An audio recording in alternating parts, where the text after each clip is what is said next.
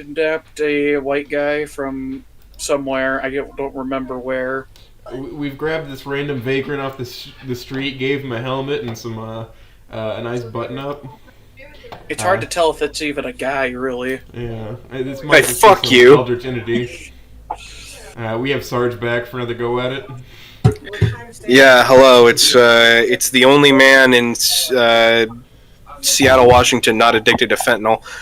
Oh, wonderful news. Back for more.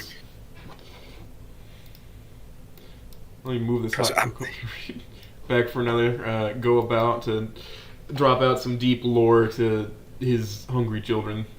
Yes, indeedles. But before I start, I will put forth a toast and a shot. To many more nights we can share. Post. Quite well.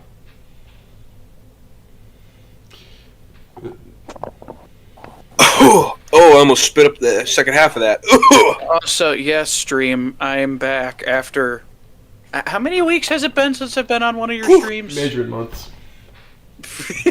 Yes, it's me, the audio editor. You may not know this. Huh. Alright. You can tell because of how outdated his sprite is. No, Burn is not subsiding, but... Wait, have you not slapped the one I give you? I have not done that one. Oh, you better slap the one that I got. Oh, I'll fix it. Give me a second. I demand it!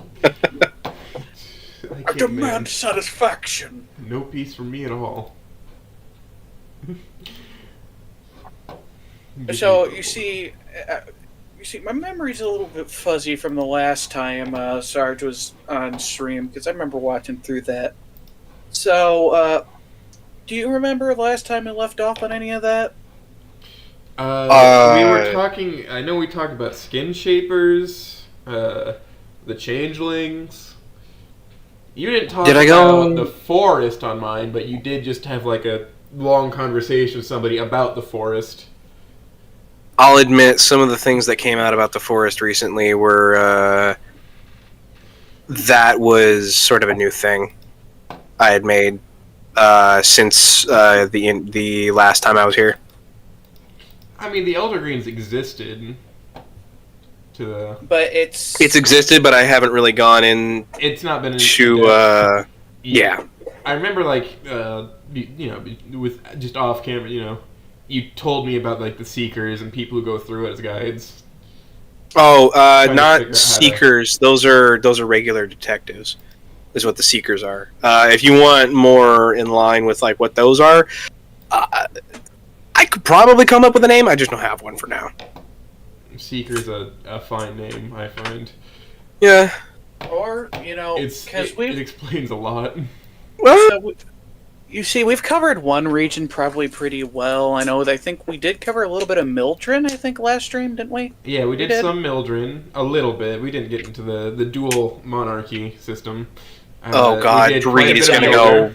Okay. Reed's gonna have a fucking field day talking about the fucking Duarchy! Well, I'll put it very simply. It's something very common in Antiquity era. It's not really a thing in, like, finding it past the 6th century is not as common whatsoever. So it's kind of cool. I give points to it. That's all. I too give points to it. It's not all... I did it out of a seamless thing of I wanted this to be weird. I wanted my setting to be weird in its own rights. Is that just ducks at a pond? Yeah, that's the back screen. Is it not calming? Well, fun fact. I look at you, Sarge. How far you travel, you turn around and look at a history book to come back to me. Oh, fuck. I fixed it. There. Now the screen's showing properly. Yeah, no, the screen there is just somebody's field cam of a lake with ducks in it. All right, that's nice. It's on brand. There you go. I'm in my chair. Comfy. All right. Yeah. Well, I guess first question I have for you guys: where do you want to start? Because you guys have my maps. You know, just throw a fucking dart at the board. Let me know where it lands. Yo, what about that place that got crushed by giants? Iona. How much do you want to know? Isn't that literally asking where to start in a book and somebody yells at you, the beginning? No, not the beginning.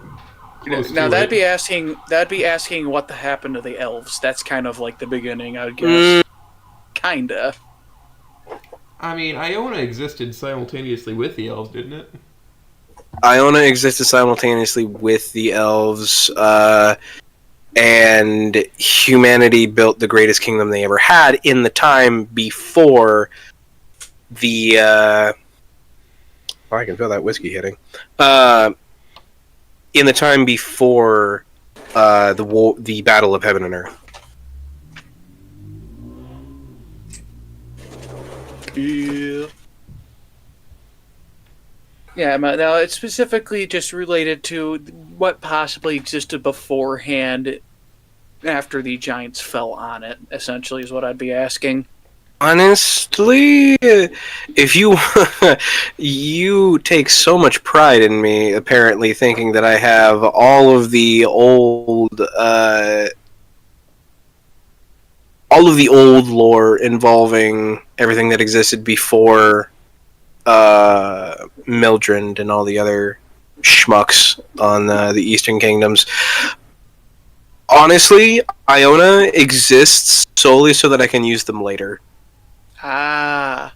But I suppose, for the sake of it, I should do a Golden Age thing, like with fucking Berserk, where I just kind of say, this is what the world used to be like, and it was so amazing and perfect. And then the fucking worms fucked it all up. I don't know, the God of Chaos hand literally went down and put a bag of shit on there. I don't know. Figure it out later. Well, it's kind of... It's kind of everyone's fault. That's fine. There's sirens outside my house. Yeah. Well, I mean, no, I'm not going to say that joke. I do literally live in a place called Junktown, so that the fact that we have police at all is outstanding. Yeah. Oh God. Fallout location. Trust me. I live in the shitty part of the shitty town that I live in, so trust me. I know people. What was it? Someone posted a meme on Facebook for our city. It's like a meme page. It's like, hey, this is a place where a lot of crime happens. And so they posted a meme. Is like, I'm in a really bad place right now. And they like, damn, you're on. And they posted the exact 2 streets that my address intersects on. And I felt so fucking called out. Damn, you're on blank street and blank? I was like, hey, no fucking way, dog. I mean, technically I've had that happen on YouTube before where there was like this video showing like, oh, look at this building over by like part of the city that is literally a block away from where I work. And like, look at like throughout the years of everything dilapidating. And it's like, hey, you see that porno store right there? It looked the porno store looked exactly the same every single time they showed all the other buildings dilapidating. It does not change. The porno store is very much a thriving business forever because some people want to hide it from everyone. And well, it's because it's the nickel and dime slime and chime. It's also you can't hide your history from everyone, but you can certainly put a DVD under a pillow. You know, it's also been swatted like 6 times because it's been caught doing money laundering. But yeah, I mean that's what makes it a lucrative business, isn't it? The Midwest has to have their own mafia. Oh, we do. They're called Teamsters. Well, not just the Teamsters. Don't forget, it's not just the Teamsters. It's also kind of the families John Gotti? Oh my God! And also, don't forget about a large amount of the old families that have a large amount of nepotism with the unions. They're kind of their own mafia at this point too. Mm-hmm. I am in the mafia, obviously. I joined a union. Yeah. Right out of high school. Well, your first generation. That's a legal mafia. Fuck out of here. And once you get around like to the 7th generation, you start noticing people start slicking their hair back. You hear violin when you walk into buildings. Everyone around you is an alcoholic. Deal. Well, no, that's regardless, but you know. That you can't refuse. So, oh man. Let's see. But Reed, what you said is kind of topical because it does look like a fucking Fallout location. Yeah. Now it looks like a Fallout location. For what Fallout says in the future. Wouldn't happen to have anything to do with all the fucking irradiated pictures you keep showing us of your fucking house. Wait, did you say Fallout? Are you talking about Fallout 1 and 2 or Fallout 3 New Vegas and 4? 3, specifically 3. There's like old car dealerships from like the 50s and 60s falling apart. One of the, you know how like they have those outdoor roofs with no walls? Well, one of the supports fell on it. It's kind of slanted. It's like, huh. And then you get right up to the military base and everything's shiny. So, you know. But really, you know what? It really goes to show the state's. But I believe we were digressing. Though it does feel like, we are digressing. It turns around and looks at Sarge again. Oh, fuck. Okay. Well, all right. So, we wanted to ask about Iona. Now, here is all of the information that I have for you. All the information that I have written up as of now is just Iona was the first kingdom of man. Now, they were the largest, stretching more... well... I'm about to give you something that I didn't say in the previous moment. I believe I didn't say it in the last stream. I had never mentioned where humans come from. This will be a nice little treat for you. Humans come from a little island in the middle of nowhere,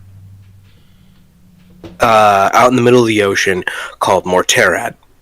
Now, Morterad has, I know you've heard me say it, all 4 of the hands have their own relics that are placed on this, somewhere on Urtaf. You know, you have the Blue Flame of Order, you have the Tree of Life, and you have the Tome of Fate. Sounds like we're leaving something out, right?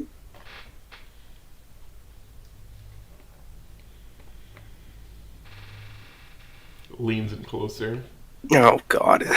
So, you're allowed to say yes or no, or just, like, I don't know, fucking say something. We're waiting, Sarge. Oh, my God, you guys suck. So, it comes across that, you know, something's missing. Well, on Morterad, this island that has no actual... There are no explicit descriptions of people there. And any mention you will ever have of it is mainly going to be from documents that are going to be as old as the fucking rotting corpses of Iona. And even then, they'll vaguely mention them, but never outright talk about it. So out on Morterad, there is this door. It is referred to properly as the Door to Ruin. This is Chaos's relic. It is a stark white door with an onyx black handle.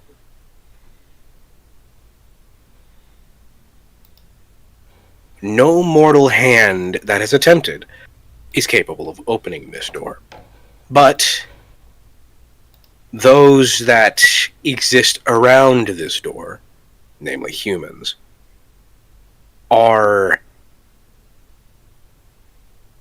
they have this command about them to build grand civilizations around them, around this door.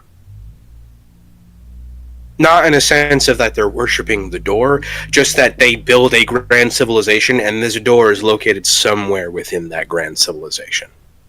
What, Sarge?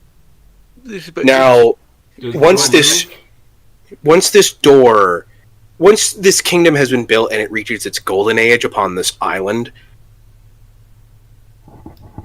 it will, at some point, go into some horrific manner or form of collapse.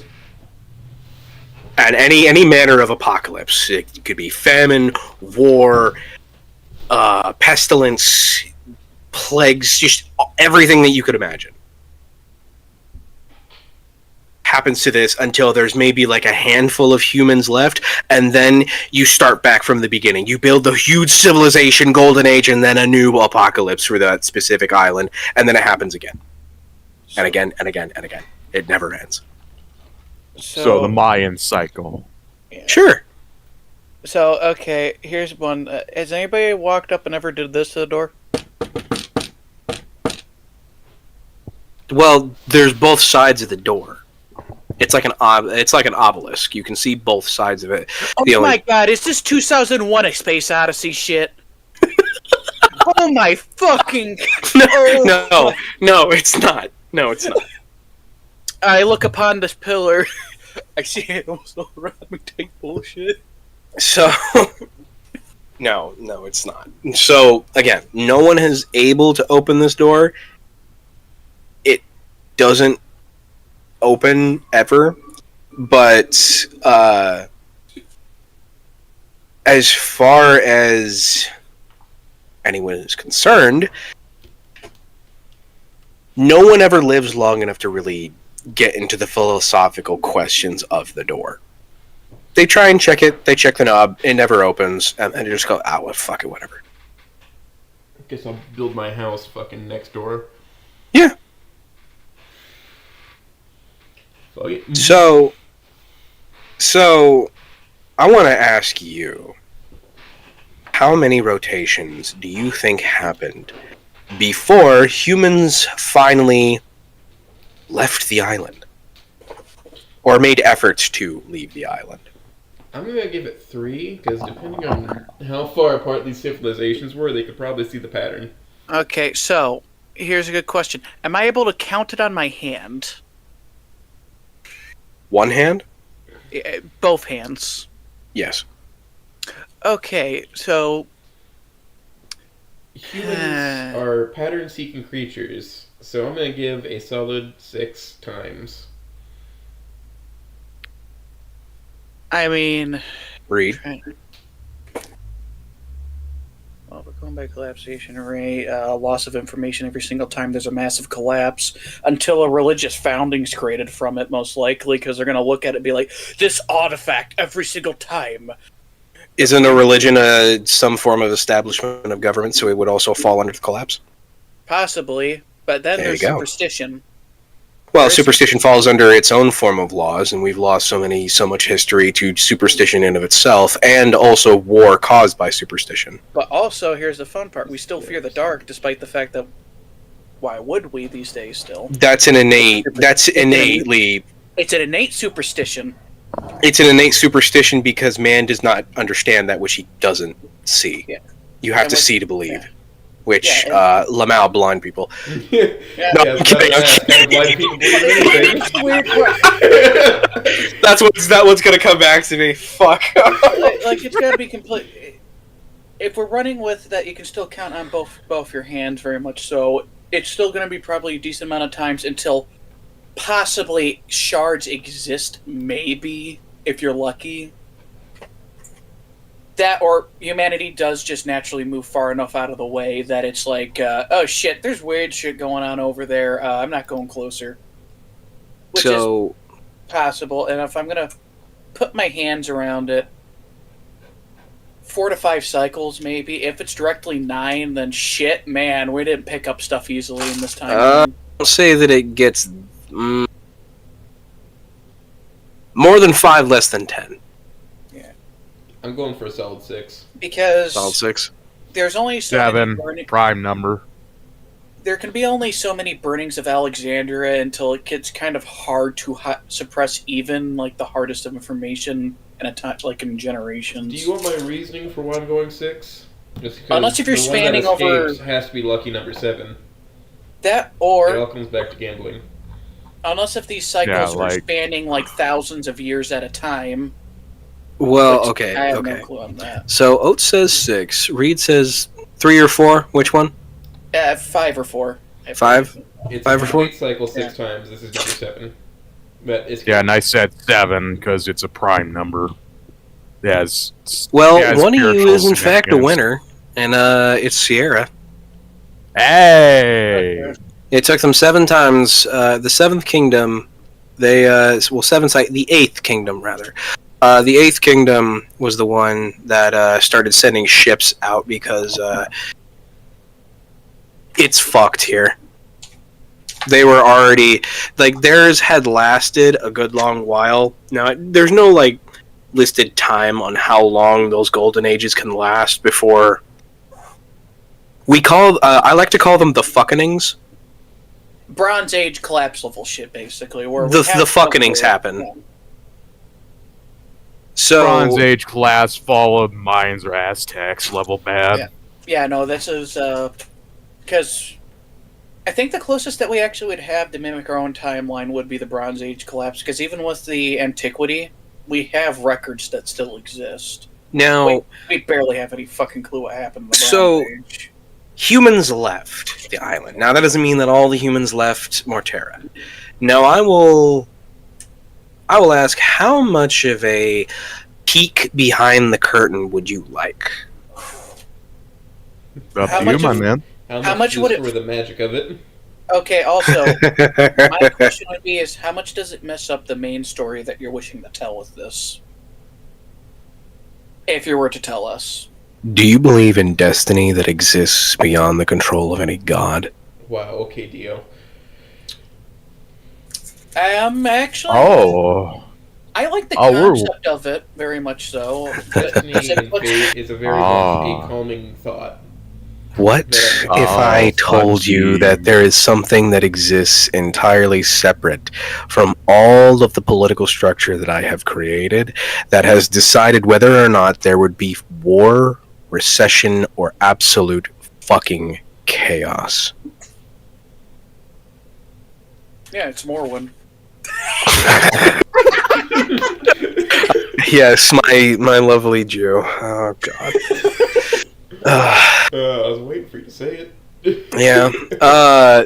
So, what if I told you humans as a species, because they were on Morterad for so long, took the curse with them? So whenever one of those golden ages ends on Morterad, it affects Everything. the entire human race. Oh my god, we're walking curse machines. That's great. So, human beings, naturally, and it doesn't have to be like all human beings, it's just when something happens on Morterad, a golden age, one country in specific will be in a prosperous area. And when Morterad falls, just so happens that something will happen to another country that will be completely fucked.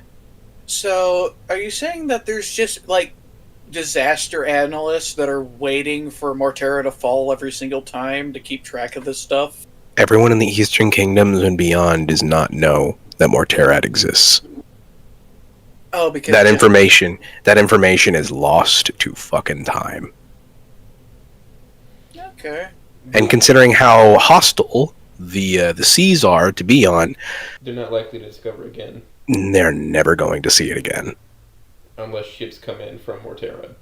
They're never going to see them again. Unless if like ironclads come into existence in your story, which I highly doubt that they're gonna. So here is an author's note. This is going to be written in the seams of the pages. No one will ever come from or go to Morterad ever again. It is essentially the Bermuda fucking Triangle.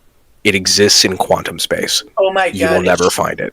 Are you saying that it's kind of like the zone in God. This Roadside is the Picnic? one miracle that Urtef ever It's gave the humanity. quantum moon. Letting them escape. It's the fucking quantum moon. Yeah, but the difference is that in Outer Wild you can see the quantum moon. You can theoretically go there.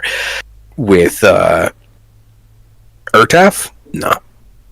Yeah, you can theoretically go there. You could. Still It's a hard as place. fuck. You got your It's a miracle. place. You're never looking back. You may die on the shores of the place, and that might be the last thing you ever see in your life, but ain't no fucking way you're going to be alive by the time you set foot, probably.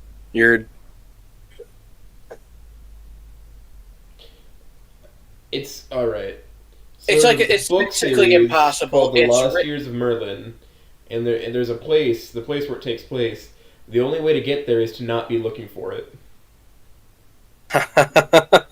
Yeah, I have a few places like that on in the Eastern Kingdoms with Mildred and all those other little neighbors that they have. It's not. But, Melbourne, it's another place. I'd look into it. I'll look into it at some point and tell you. But Yeah. I like the idea so much of like it's a place that strands you because you're not looking for it, and the moment you decide my- you want to stay, it tries to force you out. You know, it's time to bring in the funny little goofballs that get told that they're stupid all the time because they show up randomly. Oh god, be an Outlander showing up there. Jesus Christ, I couldn't even imagine. Those are the only people who can come and go from that island ever. And they Hey, you want to know? They You wanna could hear a go fucked there, concept they're gonna for an die Outlander? there. Showing up during a collapse. No, showing up, but there's no fucking land. in the sky? Yeah. No, Oh, just showing up in the middle of the ocean, and we know how the ocean works. yeah. If you don't sing your You- shanty, it upsets the spirits and they eat you. And you don't know how to sing a shanty because you don't know you need to fucking do that. Mm-hmm. So you're just out there in the middle of tidal waves Oh in the my middle of the God. ocean, and you're going fucking crazy, and you don't know I why. don't think you realize this. You know the missing stuff from the Bermuda Triangle. It goes to Urtaf. Oh my god. That's it. That's where the main connection between two worlds Amelia is Earhart the shows upbringing of up humanity. and fucking Earth. Amelia, did she bring her plane with her? She definitely brought the hot dog costume. No, she's just in the middle of the air. No. You know what? You know what you do, Sarge? You make the island, you make it a ship and plane graveyard if anybody ever does go there. It's where, in our world, where every missing plane and ship goes, it goes there. Ah, but that's such an easy explanation. It's easy. It's yeah. easy. You're It's making a easy. point, Nemo. You know what's like better than just like giving an explanation than like, oh, the Bermuda Triangle is the reason. Having it be it was Tuesday, the 29th. That's why. Yes. Just say fuck it. Or you know what? It landed on a Wednesday. It landed on a Wednesday. Your button was put in like 0.5 seconds faster than it was yesterday. And you flipped the coin and it landed on its fucking side. Yeah, shoot. Legacy of Kane, that shit. Okay. Yeah.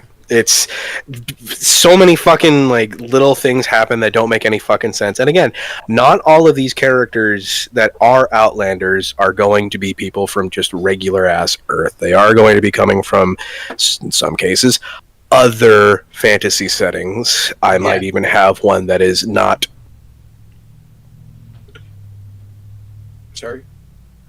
from any explicit thing that Wizards of the Coast has ever fucking owned. Sorry, I just needed to do that for any sort of legal purchases because they'll bleed me even if I say it in fucking hypotheticals. I mean, look, it could be that it's from non-weapon weapon-related product placement name character from a story that they'll probably argue at you about. They can fuck themselves. Yeah. I like to think if any pilot got sent there, they're out of the plane and they keep velocity and they're near the ground, so they just like sandpaper their legs apart until they're rubbed into stumps. Why is Wile E. Coyote in Urtaf? That's a Technically, that fantastic could happen. question. No, like literally, it's just Wile E. Coyote. I don't know. It can happen. You can see that exact thing happening to a pilot, right? Maybe. Please don't tell me the They TVA get put in can too pop low, the roof. close to the ground, and they keep their velocity. We too low. Holy fuck! Plane Oh my will God. crash. What if 50 Cent got sent? What if that's where We Biggie gon' Smalls die. Yes, I know the news story you're referencing. It's so good, dog. So I will put it into this perspective. When Iona builds itself up as this grand utopia, the golden age of humanity, Mortarad is up. The battle of heaven and earth, Mortarad falls. The true kingdom of man that stretches all the way from the edges of the Elder Green on the Ionan Mountains all the way to the west of the westernmost borders of Judar's high mountains. Mortarad is up. The day of descent and the age of ending, Mortarad is down. It's like betting on the stock market. Mildred becoming a massive empire. Mildred becoming a massive empire. Mortarad is up. The creation of half-orcs and the secession of Southern Bala. Segregation and secession of Southern Bala. Mortarad is down. You're sensing the pattern here. It does feel like some of these collapses are not as bad as others. Some of them aren't as bad as others. Listen, you can come back from a famine better than you can an absolute war. True. Because at least you'll have the kingdoms. At least you'll have the castles and infrastructure. With war, that shit you gotta rebuild. Yes, turns around, looks at World War One. Highly true, yes. Stock market crash. Mortara is down. Yes. Later. Turn around, you're grabbing a glass of milk. So if you wanted to understand like everything that goes on with humans and all the human societies, Mortarad is a stock market, and by golly, you should not invest in it because it is a volatile fucking stock, let me tell you. Oh my Maybe you god, should invest it's in it. to a coin. No, it's not a rug pull. Oh my god. I have no idea what any of this we are talking about is. It's Urtaf, baby. It's Urtaf. It's this is my little brainchild for the past 3+ years. Yes, I actually started, I had my 3-year anniversary of working at the casino, so now I know how long I've officially been working on Urtaf. Also, wait, Bubba Jr., if you do not know, welcome to the podcast. This is Sarge's round 2. I've been on here before. Apparently not for the old Urtaf special. Yes. I've not been. That was before my time being here. Well, since we have someone new, I guess I can ask a few questions, and I get a fresh mind to break him, Sarge. Kill him. Okay, so I'll ask you: His nuts. Are you a fan of more fantasy works, as in more medieval magics and knights and wizards and shit? I do quite enjoy knights and stuff. I do quite enjoy fantasy from time to time. Okay, that's fantastic. Now I'm going to ask you another set of questions. I'm going to give you a list of cultures and countries. You tell me which one gets your interest the most. Scottish Highlanders, British nobility, Irish pig farmers,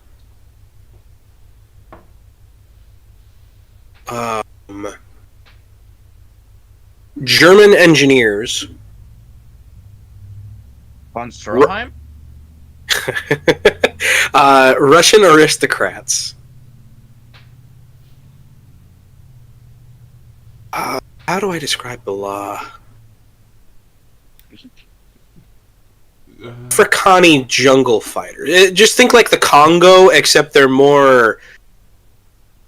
They are legitimately more put together than the Congo. So if they didn't They're get like invaded by Belgium. 16th century medieval Europe sensibilities in the Congo. So imagine King Leopold didn't exist. Imagine That's King what I Louis just said. Vuitton. If they didn't get invaded by like Belgium, basically. Yeah. So the Congo, but put together. Far Cry 2, but it's Far Cry 5. I did not play Far Cry 2, but I did play a lot of Far Cry 5. On a good community server where not everybody Archipelago Afrikanis that really love their kids, and not in a bad way. That's as genuine as you can be.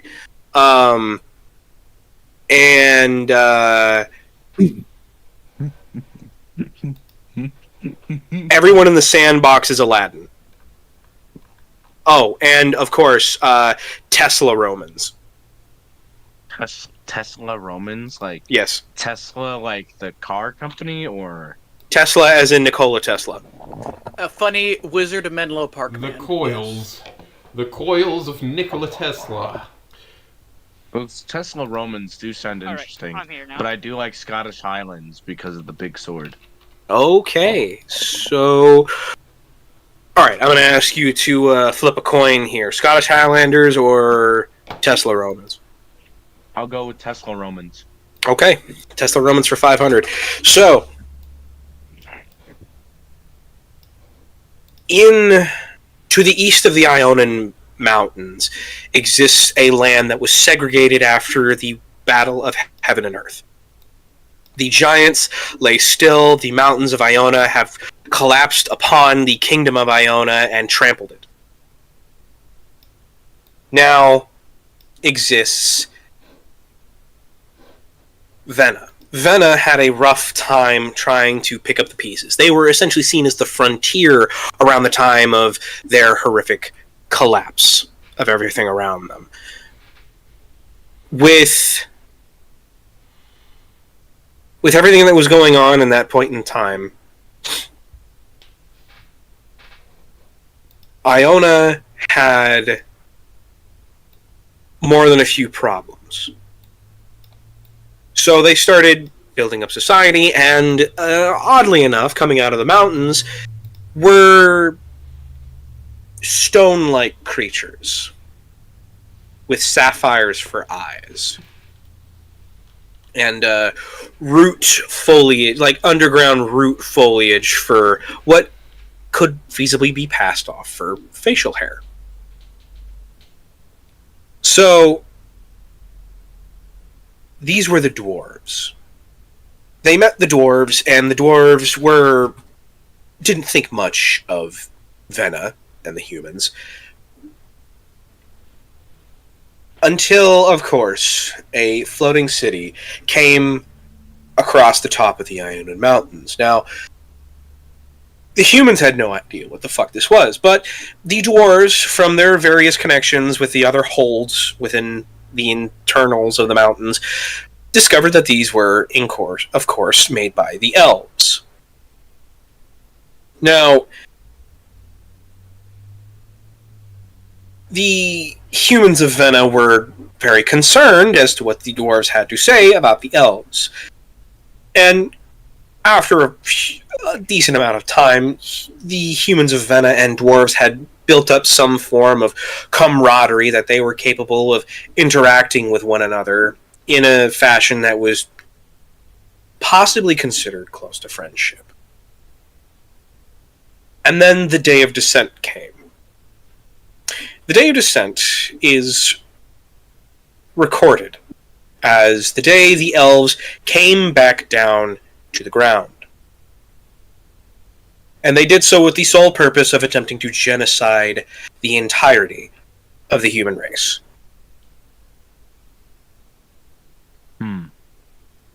So, the elves come down, the dwarves invite the humans into their hold from their massive gate. They have a massive wall of... it's made of 5 pillars, makes up this gate or wall. And I want you to imagine at the very top of all of these pillars is capable of housing a small farmstead. That's how large each of these pillars were. And the ground atop these pillars is enchanted so that when the pillars are in fact moved up or down, it doesn't shake so much that it causes the entire ground atop the farmstead to just collapse in on itself.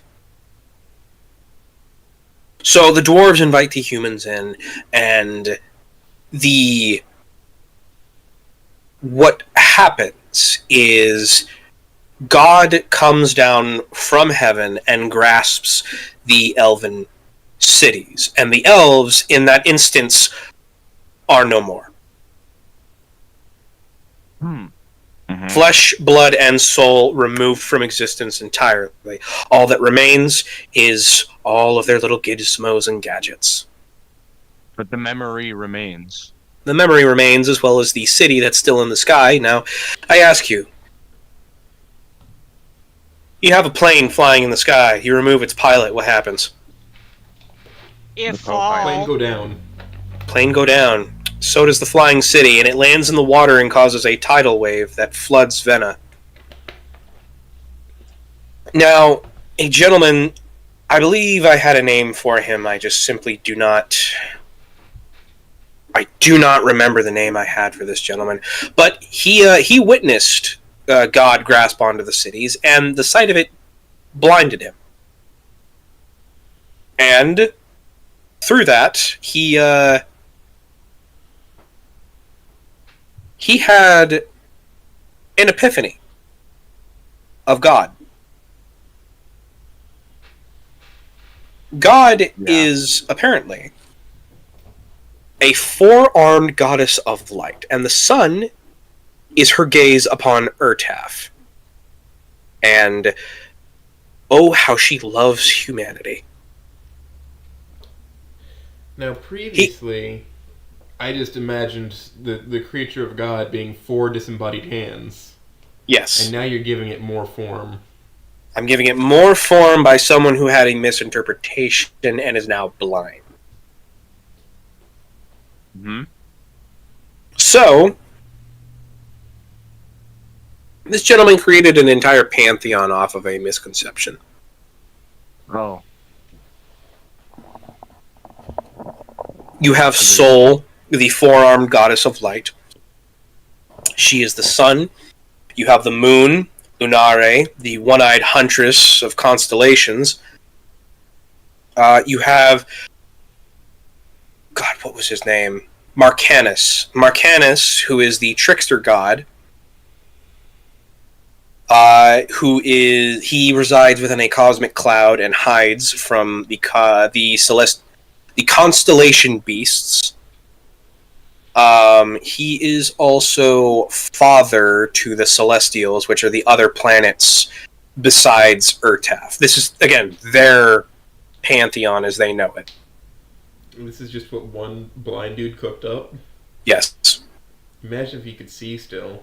I wonder what he'd do for a living. He wouldn't be able to see in front of his fucking feet, I can tell you. So, Maybe greet people at the front of a hotel. so he's Urtaf's Dante. Elgiri. Bubba Jr., you were asking something? I can't tell if you are autistic or not, because this shit may just be genuine love for writing, and not just a hyperfixation. Should I tell him what I do all night? Oh, What? yes. I heard something about a casino. So, Okay. So let me. This is my occupation at the very least. I was gonna make a joke though, real quick. Oh, go ahead. It's not that he's autistic; he just attracts them around him. Yes. Yeah. He's Yeah. the artistic light bulb and we're the stupid mobs.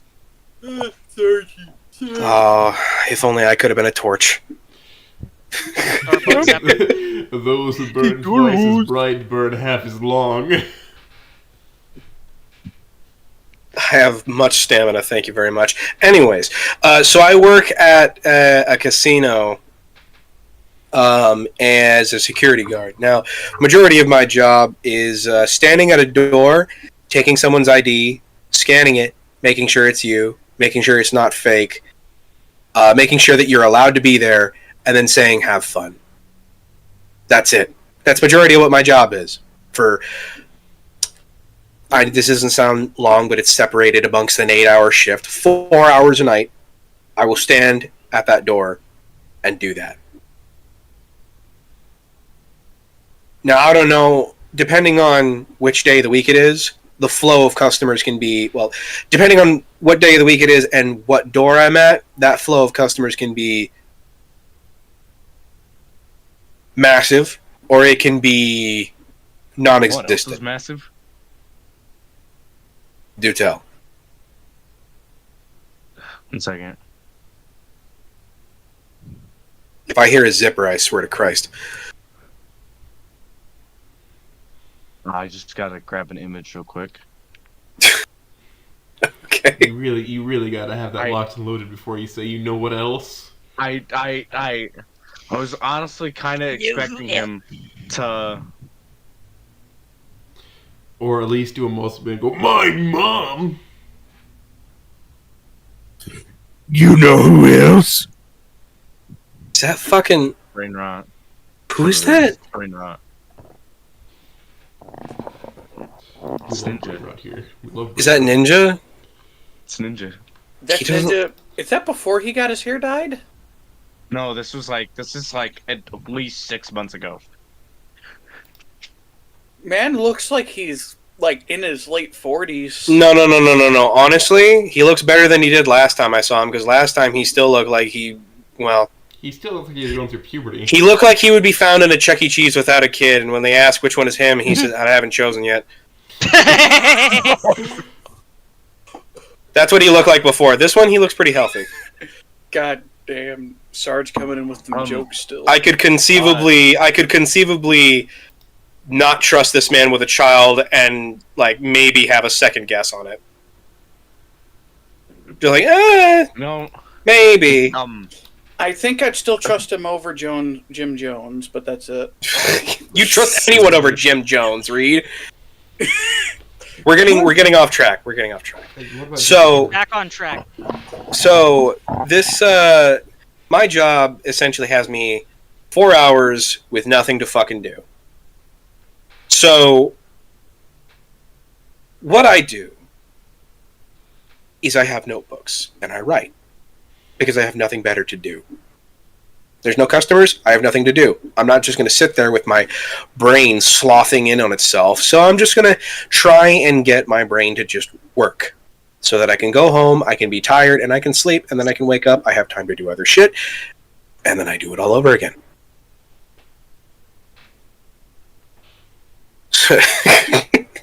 Oh my god. Jesus Christ. Anyways, so with my Similar boat as this. I'm gonna need you to key that out. What, the fucking mug? Oh, yeah, I'm gonna need that. Go on. God damn it. Yeah, give me a minute. This is going great, by the way. This is fantastic. The most quality streams. Yeah, no fucking kidding. Chat doesn't even know what this is. Yeah. What kind of file is this? I need to. No, they know. So Urtaf. yeah, so Urtaf. So this gentleman made an entire pantheon based on the planets. Now everyone started believing this because they were in the Dwarven Hold for a few generations. So his declarations of what God is and the gods that exist sort of started taking hold. Now, in a bout of self-fulfilling prophecy, people, once they actually left and went back to Vena proper after the floods ended,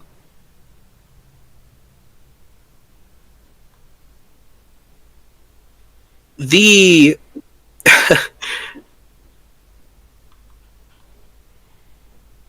Vena had this little religion. Now, one thing I would like to state, that's self-fulfilling prophecy. I will state that there is a type of person that can be born, and it's like winning the lottery. Is this basically one of those things like, hey, we could make a religion out of this? They did. Well, they did make a religion out of this. So, how I would state this is more along the lines of a person is born and they essentially have the keys to the kingdom, magic-wise. They are born with a soul that is referred to as a radiant soul. A radiant soul essentially allows whoever has it to cast magic with no risk or limitations, and their power only grows as they age. Now, this is essentially winning the lottery when you are born. Now, winning this lottery, unbeknownst to everyone, inducts you into yet another lottery. So, with just being a god amongst men, you can eventually, possibly, if you win this second lottery, become an actual god. There are no prerequisites to what you need to do to become this god. It is, again, random chance. Though I will state that chosen of Vena that did ascend to godhood, oddly enough, had very close religious ties with some of the quote-unquote fictitious gods of the Venan pantheon. As such, when they ascended to godhood, they became the gods they worshipped. Think of it like mantling in the Elder Scrolls. That's just like reverse Mormonism. You know what? You're in the Midwest. You're in the Midwest. I will just take the understanding that you know more about Mormons than I do, and just not ask questions. What is that supposed to mean? Are you Mormons Mormon? out here than there are there. That's what that means. No. I've met Jehovah's Witnesses. I haven't met really a Mormon in person. Oh, it's Jemima's Witness. So many Mormons. Jemima's Witness? What the fuck? That's a fucking Family Guy joke. Don't even get on my case about it. I'm laughing at it. What? Fuck you. Man. Laugh at that Sneasel. Point and laugh at him. Hard. I'm almost done making an image for Oates to throw on screen for me. He's got you in your stocking. You're I fine. made that mug, by the way. Yeah, I made sure to put you in your stocking so you'd be cozy. So, He's been here the whole time, every time since the set change. He's just been sleeping in the stocking. I swear. so you know what? I I'm should gonna really look. take this Ryan image and edit like the fucking Olivia plush into his hand so he looks like he's looking at it. Also, notice how Jeremy Wade holding the fish furry is still in the corner? Yeah, I figured I'd leave that. Orc. It was a high quality image, okay? Is that Jeremy Wade from River Monsters? From River Monsters. Yes. Fuck yes, that's... I don't know Jeremy how Wade. he'd feel about that, but that's unbelievably based in my takes. I Remember, figured by I'd like that. Remember, my perspective, I have a bigger hot chocolate cup than you do. Your hat's not tall enough. Coach forgot to edit my a hat. beverage, it better be my fucking Olivia cup. Jesus. I'll throw No, two it's images. the of holidays. We all Oates get to hot cocoa. Anyway. Anyway, Bag. so That's fine. turn around, look at you, Sarge. Please keep serenading me, please. Okay. So, There you go, bud. Vena had portions of their pantheon come up. So Marcanus, the reason he is hiding within a cosmic cloud is because he stole the secrets of magic from the constellation beasts. Now, the constellation beasts, stars are a very interesting thing. Now, do you want what Vena thinks of the stars, or do you want what actually happens with stars? I want to know what Vena thinks of the stars first. They're constellation beasts, and they mean harm to Vena and all of humanity.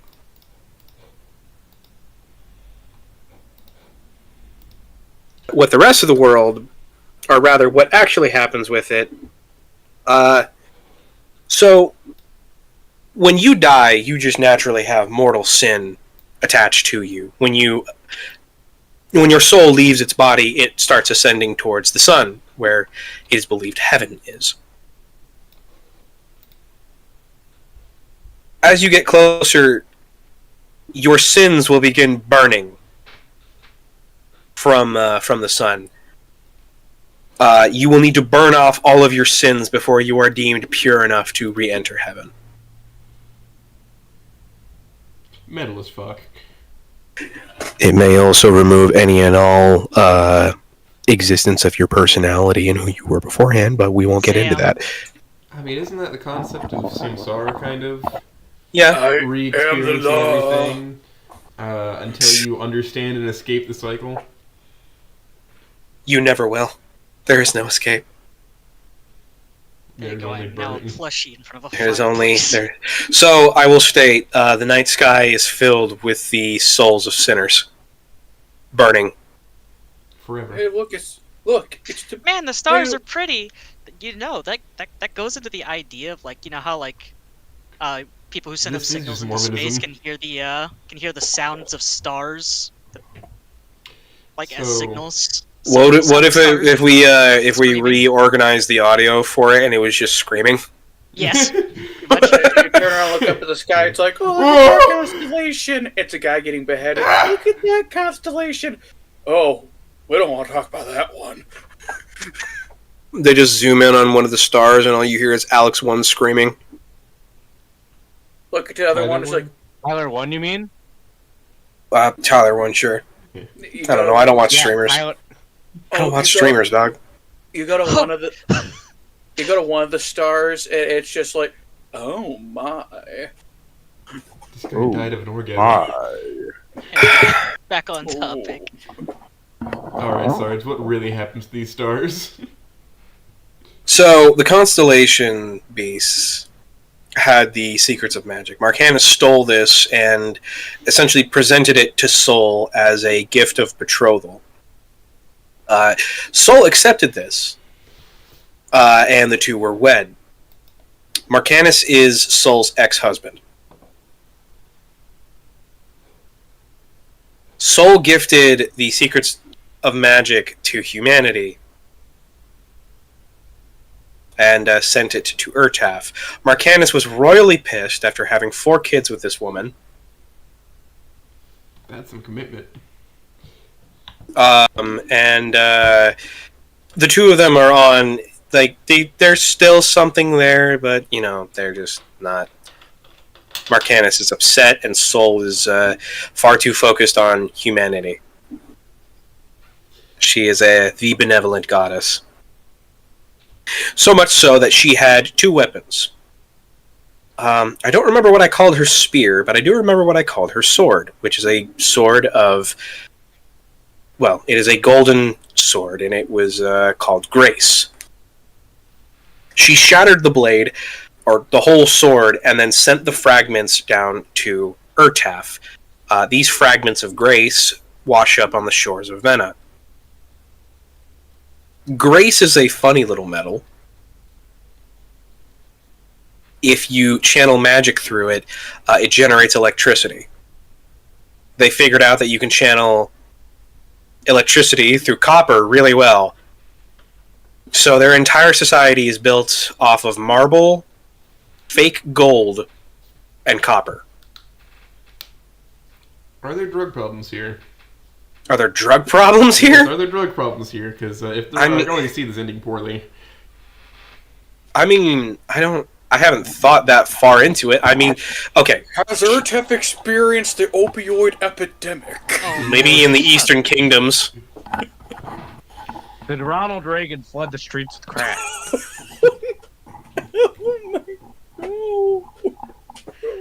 Hold on, I'm thinking. Is Ronald Reagan an Outlander, and that's why he actually died in 2004 or whatever? Ronald Reagan shows up. He looks at the kings of Mildred. Jeffrey Epstein Government. didn't kill himself. He just wound up in Urtaf. I'm from the government, and No. I'm here to help.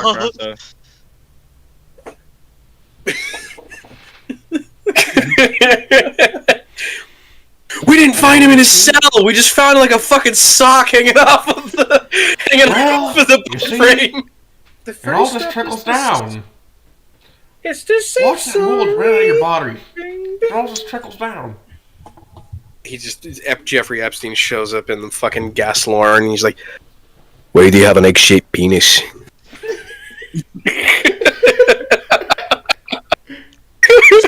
See, I've got this little black book Sir. here. These aren't the child whores I Look at my ordered. flight logs. Oh God! You don't the child what now? Jack, you're Listen here, you fucking nonce. Oh, We know what to do with your kind. oh my God! That's the reason why he gets strangled in our timeline. He got strangled in fucking Urtaf for being a nonce and fucking sent back around like after he died. So that's Yeah, how like he a died good of solid- strangulation. He had a good solid hour and a half in Urtaf. And they then the fucking prison strangled him. And the prison guards walk by and they're like, "Oh no, himself." That's why they turned the cameras off, because they didn't want anyone to realize, like, oh fuck, he just kind of like died. He's kind of fucking He disappeared. dog. We're so fucking fired. Dog, he used to become a serial scout. Become a serial shout. Uh-oh. Otis technomancing for me. Oh yeah. it happened. Yeah. This stream had a little conniption there for a second. Uh-oh. Yeah, I mean, it started. My computer started making a weird noise, but it stopped. So I think we're fine now. That's a toasty fucking sneasel I see. Fine. It's in Great. front of the fireplace, not. Are we on. roasting your chestnuts on an open flame? Are they Brazilian chestnuts? Goodness. Put on the dress. Please. If you don't give me back my pudding, I will be putting my nuts in your mouth. Zibbida-boo, zibbida-bop, you're gonna be sucking my pudding pop. In other Blizzard Activision news, So more breast milk is stolen from the fridge. how are we gonna come back? How are we gonna get back from Urtef from this? Well, you see, we're gonna talk about the opioid epidemic hitting Mildred. Not even the Wranglers can handle him. No, hold on. I don't think Mildred's the one that has the opioid epidemic. If I'm being honest. No, They're they not don't. industrial That would be enough. Jadar, Black actually. people of your world. But it's not an epidemic. They just have hookah bars. Now, I do think the kings of Mildred probably are. One of them was probably hooked on like opium at one point. No. They're just gonna hit you with the wheeze. Get me this powerful rock from Earth. I believe the humans call it crack. Lord, Lord Beerus, you must try this delectable rock. I think the humans call it fence. Please, get me poppies. I heard their milk is absolutely delectable. I heard that this That's a nation really called. good- Lord Beerus, you're nothing but a junkie now. I can't believe that Beerus went to the Queen Dynasty. Please, I heard there was some shit in Florida that made someone eat a man's face. I want I it. believe it's called. That's His shoulder Bath bu- salts. Wheeze. shoulder. I'm not no. particularly Back on good at topic, it. please. Oh my Oh, god, this is God. getting has the fucking crack ridiculous. chocolate. Holy shit, this one, Sorry. this, This Sarge, is fucking derailed. I just had a brain blast. The older is going to industrialize, create drugs so they can ship it to other countries to get their populations addicted to it. No, that's not Yolder's MO. Which one's based They on have to England compare- again? Nah. Yolder, they invent crack and they put it in chocolate, so their cowboys yeehaw even fucking more. I think you're thinking of meth. It was meth chocolate. You're thinking of the German meth chocolate. No, crack in Pacific, not even meth. Yes. You mean That's cocaine? what crack is. I don't think they're gonna have coca leaves. Yes, This is what Yayo makes chocolate. go wunderbar. Not meth chocolate, yayo chocolate. So the I love yeehaw is Permitin. better. I love Permitin. Okay. Let's refocus here. Let's Let's lock back refocus. in. Let's lock back in. Now, in Vena, this lovely little metal is viewed as a divine essence. It is a divine material. It is used in most fashions of worship. Now, would you like to know what the main concern Vena has over there? Because I'll tell you what the rest of the world has in its concerns. It has each other. Humans are like on the western side of those mountains, the Ionian Mountains. People are the main concern of people. What the fuck is my neighbor doing, and why is it about to cause me to have my entire dynasty burnt to the fucking ground? On the eastern side, they're all buddies. They're all fine. For the most part. I'm guessing because nature is trying to fuck them over royally all the time. Well, in Vena, there is a funny little thing to the north. To the north, there was a meteorite that slammed into northern Vena. So, this meteorite had a funny little crystal in it that is referred to as the Cor Cristal, or the Crystal Heart. The Crystal Heart is an infectious crystal that slowly but surely infects everything it touches, save it does not go into the water, and it does not touch the Ionian Mountains. It is only consuming the land and everything that touches it. Say a man has this crystal growing onto him, and it's slowly going to proceed until it reaches his heart. Once it reaches his heart, he is going to die. And then immediately get back up, because he is now no longer his own. He is now a slave to the crystal. So, a crackhead. So he's a Sims character. I do as the crystal commands. More, they don't speak. They don't have a mind anymore. Now, put into perspective, you are fighting a bear. You have an entire regiment of Roman legionnaires at your behest, and you manage to kill this bear. Bunch of pointy sticks, stab it enough, it'll eventually go down. Yes, eventually. This bear had a crystal infection on it. The crystal infection, after it dies, reaches the heart. The bear gets back up. The bear does not have pain receptors anymore.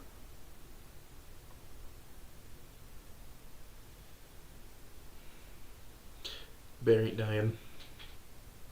Bear ain't dying. It's the bare necessity. So we're stabbing this man, right? We're grabbing a collection of sharp objects, and we're just like, we're gonna record this and send it to his local police department. I mean, we can just like good luck from the Christmas ornaments into him, right? Wait, who are we killing? Make him real pretty. Reed. You can try. With hammers, Mr. Sarge. With hammers. Oh shit! Wait, both of you know where I live. Oh no! We used to kill people like you with hammers for saying things like that. We still do.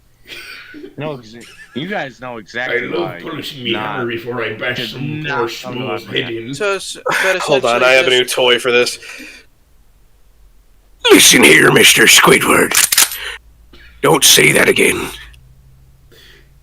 Okay, but so essentially, I'm this guessing crystal, once it reaches the heart, basically it just turned this bear into an unstoppable bear.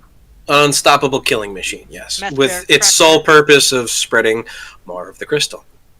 My D&D character could beat it. Yeah, your D&D character, My D&D. which maybe they'll show up as an Outlander, but I guarantee you they're not going to be accepted as a regular person. That and He has also, you an know, improvised listen. munitions handbook and the materials. hey, for does he sleep said- with it? He doesn't need to sleep. He's an artificer. He's half robot. He doesn't technically need to sleep. Oh, Okay, fucking okay. Warforged. So technically, he could make an argument that his character would have it at all times. Then, okay. So here's the funny thing about Outlanders and Vena. Outlanders are essentially, think of an isekai.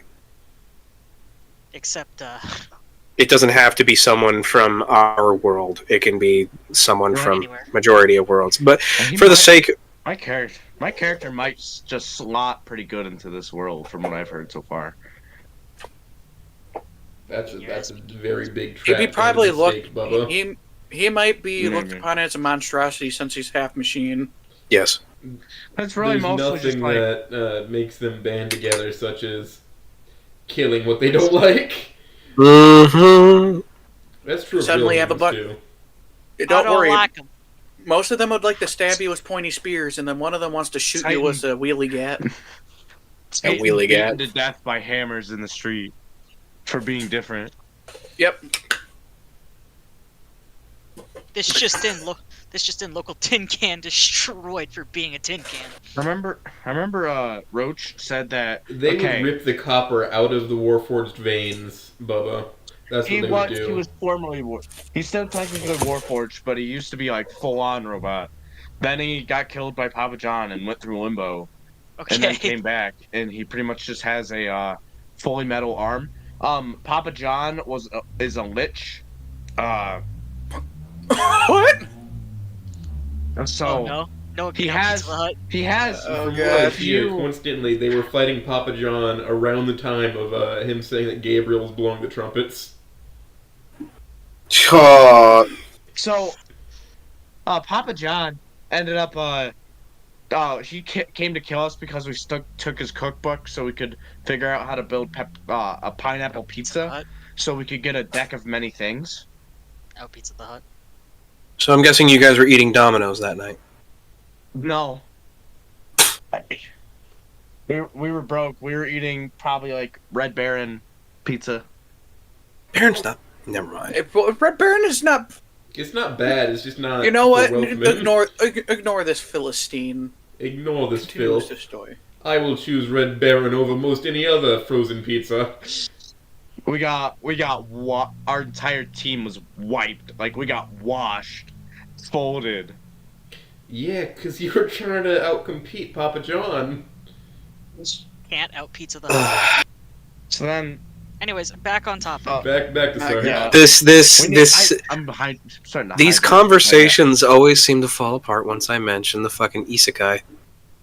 Yes, because Every people will be time. like, I'm trying to Yes, ignore it as much as possible. it's because everybody wants to go just nah, I'd win. Everybody does. I'm telling you that this world is designed to beat people to the fucking ground. You know what, Sarge? I'm gonna break the mold. Nah, I would probably lose. The story of ReZero in a nutshell. You know,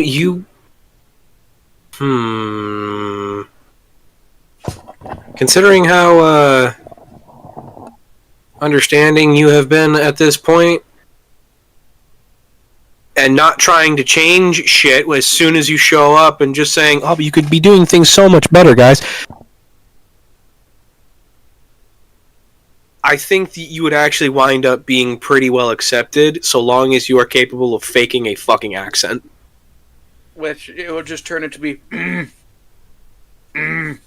Pick up heavy thing. Make money. Yeah, the people from Mildred and Gaslarm. Oh, I'm so sorry. He's Dalish.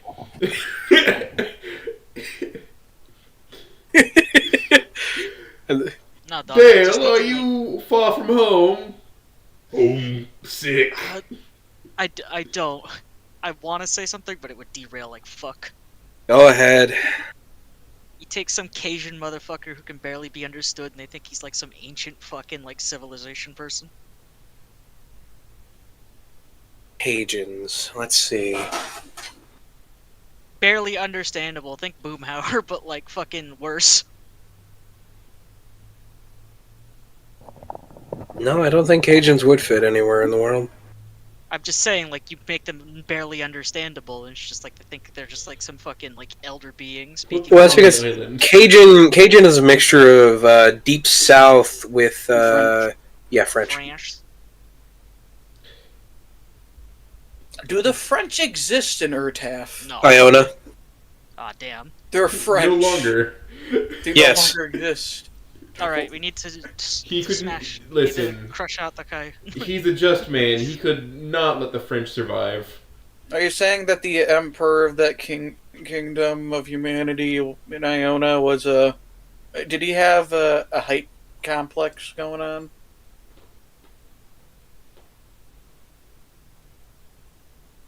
You know, I never thought about it like that. About putting Napoleon as one of the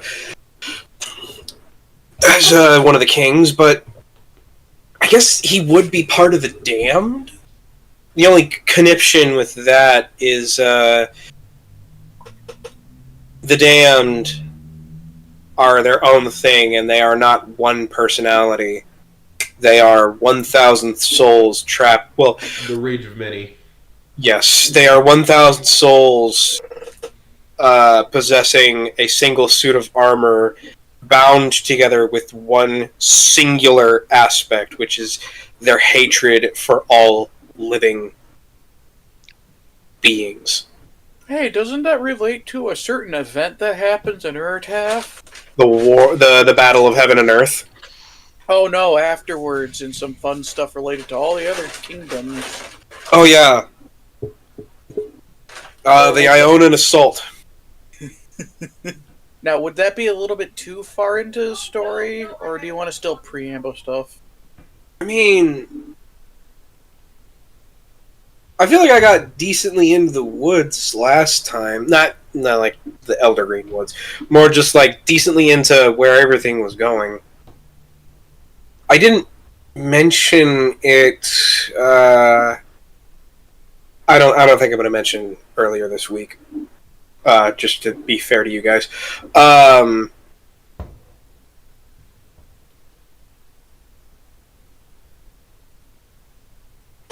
So I could start talking about God, what was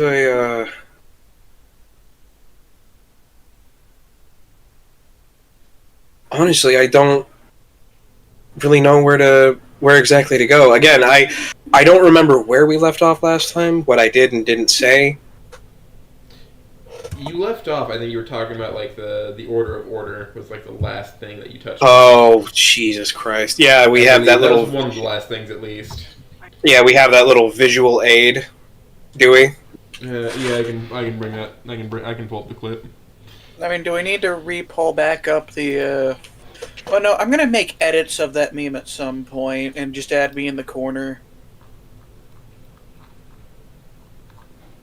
Or just make an image of you strangling me to death every time I bring up, being like, but what about this? That's in parallel to our historical Let me stuff. grab up these two little pieces of information. That's why they're coming. Information. Now imagine, if you will, Postal Dude. You wrote the garlic and herb thing. You were Ash. God damn it. You know, I think. Would you like to sign my petition? I think Post Dude might survive. Yet again, he would have running with scissors logic, so he probably would. My favorite kind of people. Corpses. I don't have a lot of time here. Sign the petition. Hey there. Would you like to sign my petition? Hi there. Would you like to sign my petition? Sign the petition. Hi there. I'm a lot better at the Corey postal dude than I am Corey Cruz the other. Corey Cruz is a good postal dude. He was just put in a bad game. He's put in a really bad game. It's Yeah. tragedy. But I'm glad that he was put in Postal 4. And also the DLC for Postal 2. Yeah. Evil postal dude. Unlike John St. John, I swear to God, I am tired of this man showing up everywhere. It's like the, No, you're not tired of John St. John. You're just tired of what roles they use them for. I don't listen. I'm gonna say this. I don't hate.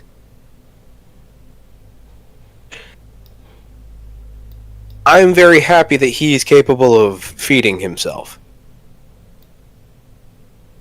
Sometimes I wish I could play an indie game that didn't have Gianni in it. Sometimes. it's like asking for indie first-person shooter not to be have the soundtrack done by Andrew Holshut. What? He's That's- almost in That's everything. heresy. He's almost, yeah. That's heresy. Well, okay, that's like asking for a indie first-person shooter that isn't a fucking Doom clone to some degree. all first-person shooters are said to be Doom clones. Technically, Yeah, they're cursed all to be Doom clones. Technically, they're all Wolfenstein 3D clones. Ugh, no, they're not. No, they're fucking Duke 3D clones. Such a sound of disgust there. Yeah, boomer shooter talk. Yeah. You wouldn't get it. CV11, please get back onto Earth. No, shut up! The algorithm requires engagement. The algorithm could eat my ass. You're being taken. The algorithm requires engagement. It's fucking wrong.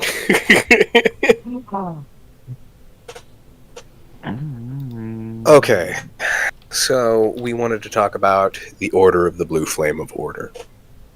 Yes, I know the name sounds like it sounds. So, one of the four hands of the concept of God. So, God is creation. Creation is made up of four entities that hold godly power. You have order, fate, life, and chaos. Order, for this sense and purposes, is the shape of a hand. If I say brazier, do you know what I'm talking about? Brazier? I can certainly look it up. A brazier, like it's meant to hold. It is made out of cast iron, and it is meant to hold coals that are set ablaze so that you can have a fire. Not brazier. Yeah, brazier. You look up brazier, something totally different comes up. Brazier. A brazier. Whatever. You know what I'm talking about. Yes. Hello, Jackford. Hey, Jack. How do you check this? Alright. So,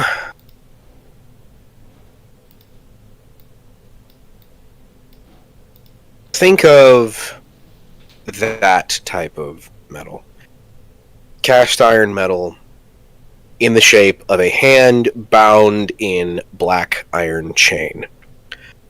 Within this casing exists a hellish and unrelenting blue flame that is seemingly cased entirely solely just by this simple lining that makes out the hand.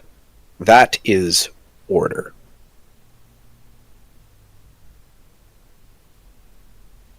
The Order of the Blue Flame of Order has one of the relics of the Four Hands that I had mentioned previously. The Blue Flame of Order is a black brazier with black iron chain housing a large blue flame. When men look into this flame, they feel a stirring in their heart, and it commands them to uphold order. Now, order does not mean justice or retribution or just righteousness. No, these are not paladins. These are not the actors of a benevolent god. These are the actors being pushed forth by a god that does not care about anything that exists. It merely commands you to do as it does.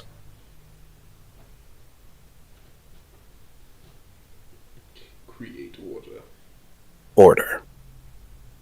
Now,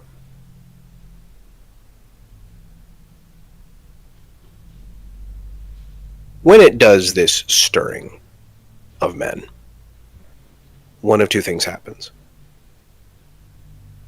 You will either have a stirring to uphold order, and it will pass in a few hours, or it will command you to enter the flame. And if you do, one of two things happens. The first and more expected reaction, you are burnt to ash within mere seconds. But Thus the you are not. chosen. But the worthy usurp a portion of the flame within themselves. These are inducted as knights of the order. The Knights of the Order can be described in simple fashions as 1 parts super cop, 2 parts Brotherhood of Steel.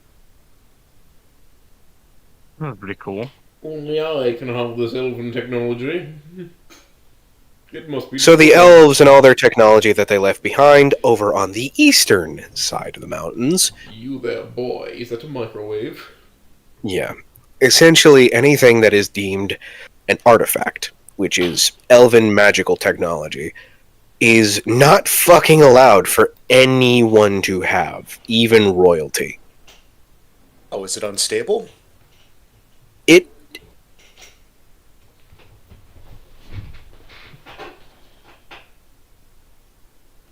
Jack, I'm going to ask you a question. I want you to pull a medieval Dark Ages peasant from his timeline and pull him into the modern age. And I want you to give him 5 minutes with a smartphone and see if he can even open it. And, like, ask him to do something. Ask him to do something very simple that we do without even thinking about it today. Have him do it within 5 minutes without guiding him. I honestly think he's either going to try to taste it or he's going to drop it on the floor. So,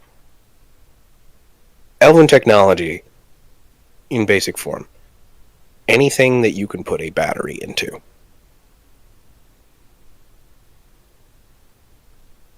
Elven technology is built in a fashion to where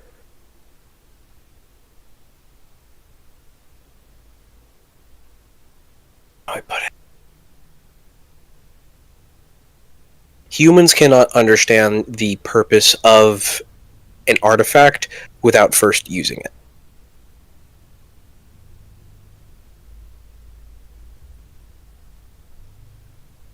What I mean by that is you will see something that looks like it is shaped like a pen.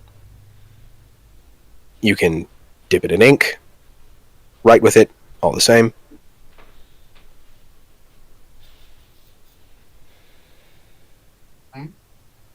What, uh-oh.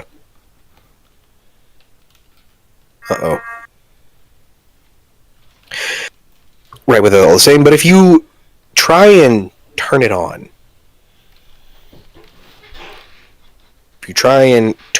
in proper fashion, it is going to shoot out a laser.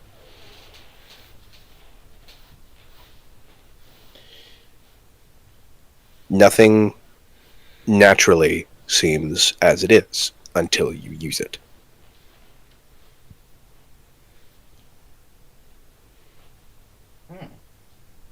So you will never know what the actual purpose of an artifact is until you use it. You can make assumptions. Hell, Mildred made some assumptions about what they thought certain artifacts did, and that's why the glowing scar exists along Ascan's southern border. That's why not even nobles are allowed to have artifacts. Is because they cut a giant fucking ravine along the border of one of the major countries of the Eastern Kingdoms that is hundreds of miles long, and they don't even know how deep, but they do know that they're not sending any more research parties in because it's not worth the loss of manpower and resources. It's not even like viewing them as souls. It's just, man, it's gonna be so expensive to train more. What if inside the scar there's just a lot of blackjack and hookers, and that's why they're not coming back? Well, I can tell you that there's a bunch of things down there that didn't used to look the way that they do now. Melted human corpses, yippee! But there is a really cool metal down there that if you bring it back up, it can be formed into a really, really cool form of material called soul steel. Soul steel attunes to the first person that touches it and resizes itself to properly fit that person. And no one else, ever. Or Well, does it reset when they die?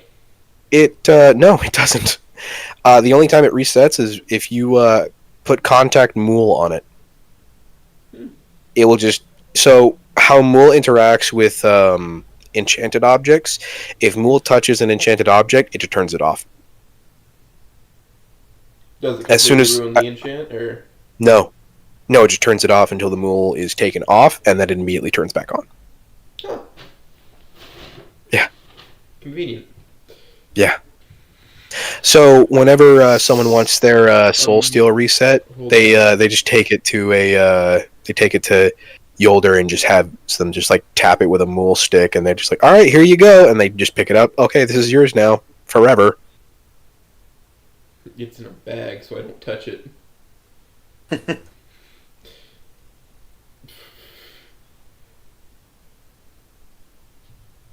It's great. I want some Subway Surfers at the bottom of the screen. What? I don't know, man. I'm literally laying in bed right now. There was no Subway Surfers at the bottom of my screen. I would never. Never, ever. Oh, wait, that guy have cooler chicken right now?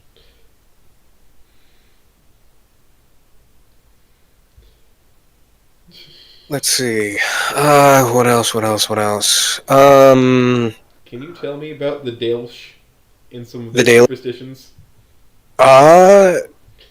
So, if you are arrested for a crime that you would normally be executed for, if found guilty, they will put you through a trial that more than likely will kill you if you fail it. And if you pass that trial, you earn right to trial. Oh. Of which, if you are found guilty for, you will be killed anyways. God. The reason... I would have like at least imprisoned them. No. So the reason that happens is...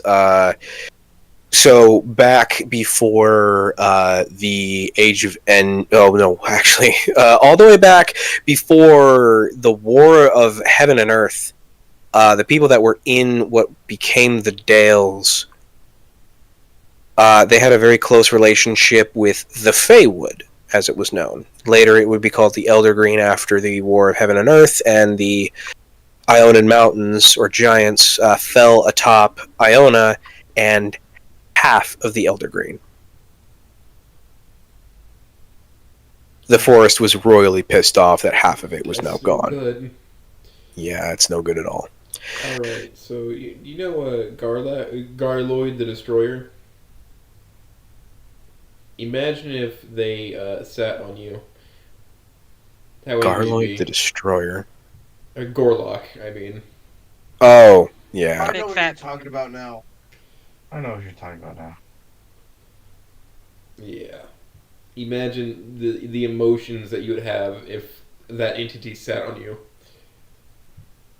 Very upset. Quite upset. Now imagine that you're a sentient forest full of magical creatures. Sentient is a funny word, especially with, well, I'll leave that for later. Sentient means it's aware of itself. Sapient means I can plan things.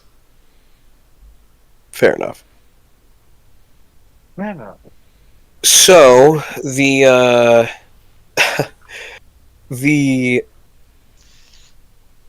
what was I talking about before we got on to, the Dales, that's right. So, the area before, the people of the Dales before it was known as the Dales, back when the Feywood was still around, they had a very close relationship with the Feywood and the Fey inside. Now, the Fey promised them safe passage so long as they kept to a very specific set of laws. These laws were quite simple, really. They make sure that if someone is caught for a crime that they would be executed for, make sure that you are put them through a trial by fire, essentially. And if they would fail, they would die from that trial, not from anyone executing them for failing the trial. It's the trial itself that has to kill somebody. Like having someone walk across a tight, very thin beam above a pot of boiling oil. Damn. Mm-hmm. Is there a standard list of trials depending on which crime? Well, no. It depends on which region you're in. Whatever their most common trial is. Mm-hmm. Maybe if you do something extra estric, we'll spice it up for you. So, the capital of the Dales, named Shaleshore, in the region of the Shale Coast. Shaleshore is named that because there is just a massive abundance of shale rock. So much so that they decided to build a wall out of jagged shale rock around the city. This giant wall is the capital punishment. That is the trial that you have to pass. You have to walk barefoot across the top of it as it cuts into your feet. And if you fall over, the wall itself is going to cut you fucking open if the fall doesn't kill you alone.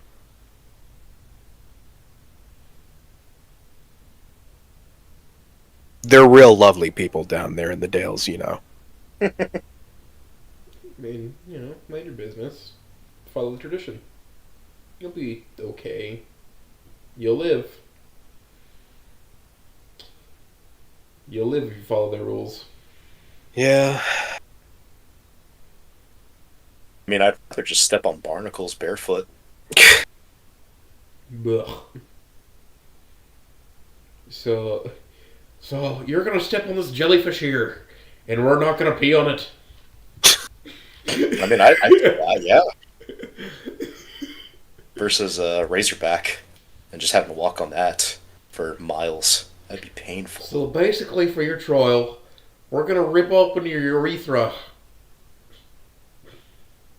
and you have to stitch it back together without pussing out. No milk. That one might have been far, but Hey, that's a punishment at Blizzard, you know. Yeah, that's actually correct. No strawberry milk till you sew up your urethra. God, me and my roommate always had that joke whenever we were talking about Blizzard, is that And one of them would be like rushing into one of the ladies' offices, like, Sharon, are you okay? He's like, still has the milk mustache. Like, yeah. She's like, why? So I wipes his mouth. She's like, I wanted to make sure. You know, I just it seemed like something was off lately. Like, is he opening up the feeding booth while she's inside, and that's what he's doing? Cause, no, he snuck in, drank some of the milk, and something tasted off, so he was rushing over to see if she was okay. At least he cares. Yeah. At least he cares. Yeah. McCree walks into Sharon's office. Wasn't that guy the guy who was doing it? Was the one they called McCree? I don't fucking know. I don't know. All I know is that's why that character got renamed to Cassidy. You're getting We're back! to hell and back. Oh, there we go. Now you're back. It's very low quality. I don't know why it's having such issues today. It only does it when I'm interviewing somebody, it seems. Oh, so it's my fault. No, not you. It's anybody. Nah. We basically mentioned Blizzard and they got... Dog, I have like fucking spaceship ping. Fuck you, Bobby Kosak. Exactly. I'm getting spaceship level ping, man. Alright. Service is back up and good. Let's keep going. Yep, we're all back. I hope you get rated an entire gallon of, how about we call it World of Warcraft Raider refuse. That's what we'll call it. I don't like that. It's not fun. Off-white and potent. Right on your front lawn, bud. You know, it'd probably help the grass grow. Soak right into the soil. That protein's good for plants, right? Well, I'm glad you knew where I was going with it. Yeah, of course I knew. What do you think? This is why I will never be invited into the industry. I have such a fucking hatred of everything it is.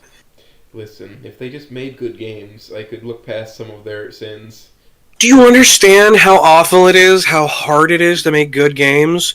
You actually have to try and give a shit. Do you know how hard it is to do that when you go in for hours on a time? I don't think the issue is that they're not trying to give a shit. I think it's just that they're incapable of giving a shit. And then you have games like, I don't know, fucking Atlas, which has like, only a couple devs, if not one guy? Furry developer. Yeah, it's one furry developer, and the game is fucking fantastic. Yeah, they made a fun gameplay loop. Yeah, it doesn't have ultra gigaflarp fucking polygons or anything. But it doesn't need to. It means it can run on older machines just fine. It looks like a game that you would have played. It looks like a PS2 game. It works. Yes. It's pleasant to look at. It looks like a PS2 game. The UI is stylized and simple, and it tells you everything you need to know. Maybe there are a few things that you could work on. Yes. Like, despite it having like PS2 graphics, it really pulls you in. Oh yeah. And you can there's like a adjustable titty slider. It's great. Listen. I'm a simple man. Give me cheeks any day. Yeah. I'm a simple kind of man. And it's $10. It's $10 on Steam. Go buy Atlas. This is not an ad. No, this isn't $10, hundreds of hours of fun versus $70 for. You could probably play through a campaign once for some. $70 to go buy the new Call of Duty so you can get mad at that game and not have fun. I don't give a shit that you can bubba somebody and drag them into the fucking shower on one specific map.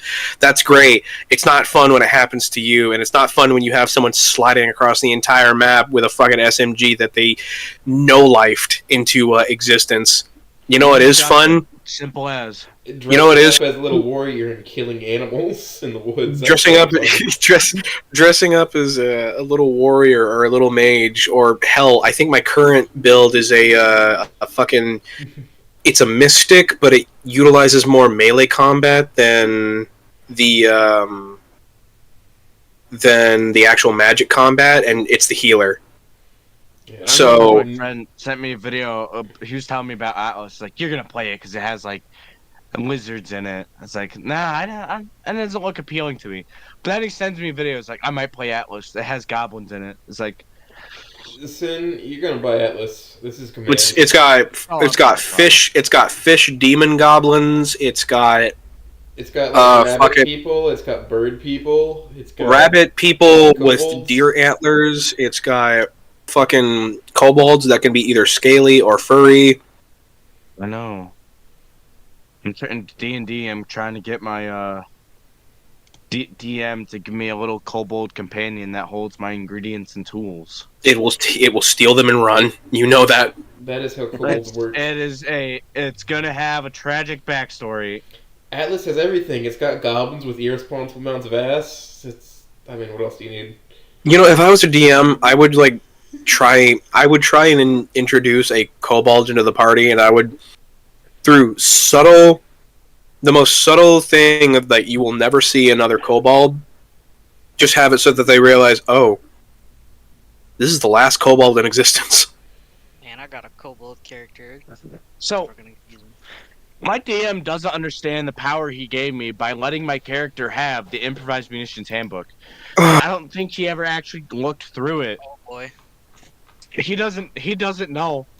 He's just it's like, oh, the door is locked. I'm just gonna stuff the lock with C4.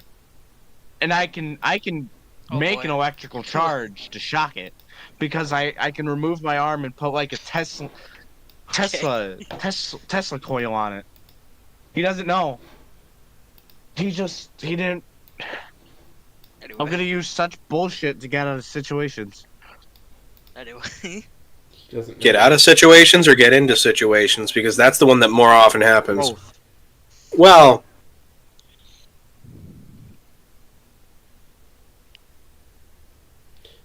Anyway, yeah, now, Sin, I command you, buy Atlas. Anyway, back to Ertath. Before Taff, our lovely Mr. Mayor, I would like your opinion on this gentleman, Sarge, in VC chat. Oh yeah? Is that Grease Master Randy Pitchford? I believe so. Fat fuck of Gearbox Studios? Yeah. Is this guy that ruined Borderlands 3? You mean Borderlands 4 with the 4 characters, one of which looks interesting and he'd probably be the most boring out of the bunch? The only one that actually looks anywhere close to interesting is the fucking Battle Barbarian guy, and I'm sure they're probably going to make him some uwu cutesy himbo boy, which I offer you a rope, and I recommend you a list of instructions.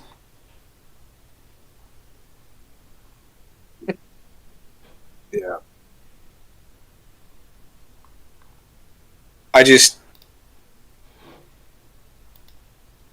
Man, of the original fuckwits that actually managed to come out of id, the fact that he's part of those chuckle fucks.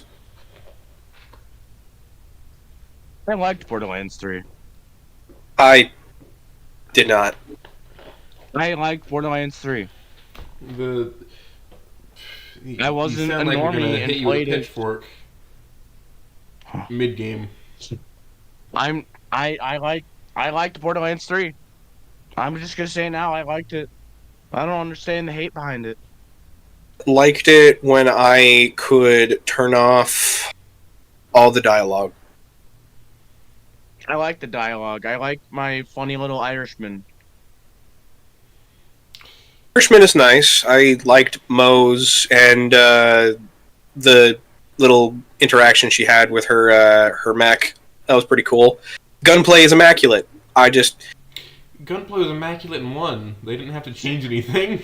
No, it was not good in 1. It was alright in 1. It was middling in 2. In 3, gunplay was fantastic. As what is it? If I remember correctly, RPGs. When the gameplay gets better, the story gets worse. I just didn't pay attention to the story. What? He didn't pay attention to the story of Borderlands 3. He just played the game. I just played the game. That's how you enjoy the game. Just don't pay attention to the story. I was a fan of the first 2 games, so I just kind of wanted, and the pre-sequel. I wanted to see where it was going. Gunplay in the pre-sequel's pretty alright. I liked Borderlands 1. I really need to replay 1 because I never got like beyond level 10 when I played 1 because I was like 8. You missed out. Yeah. I could. You missed out on a tentacle stabbing through a bitch and then pulling her into the mouth of the destroyer. That same destroyer that you fight in 3. Yep, we had it on the Xbox, and I could still. Well, I still have it. It's just the Xbox is at my brother's house. I still have my PS3.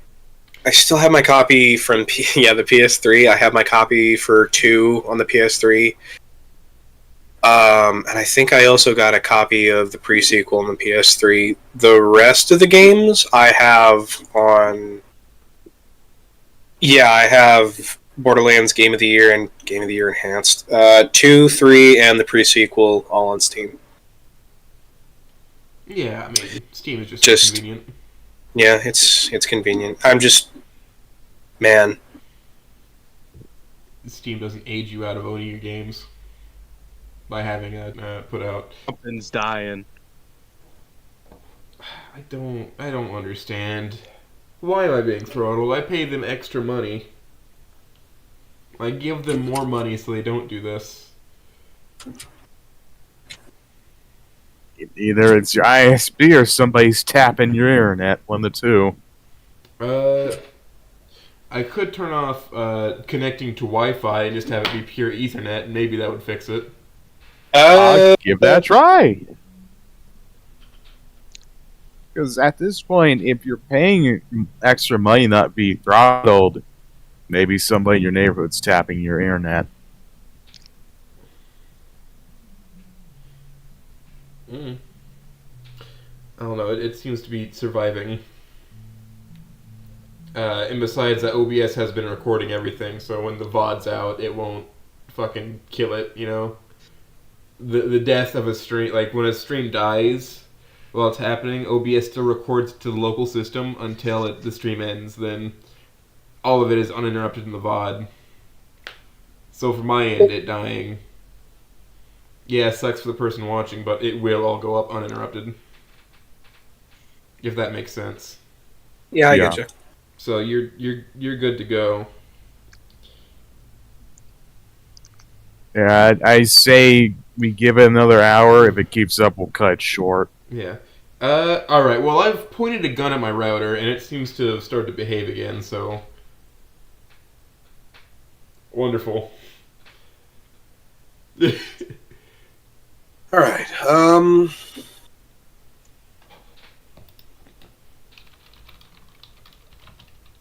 let's see now. I feel like I have kind of said everything that I can to you guys about Urtaf. Do you want to talk about your space adventures? Yes, I was about to say, you have 2 other settings. You have the space space setting, and you have Snoot setting. Yeah, the Waniverse fic. So... Oh, I forgot. Yeah, we tend to talk about Wani here, and I kind of forgot about that for a minute. We talk about I'll let dealers. I'll give dealers choice. What do you guys want to hear? Do you want to hear the Waniverse, or do you want to hear the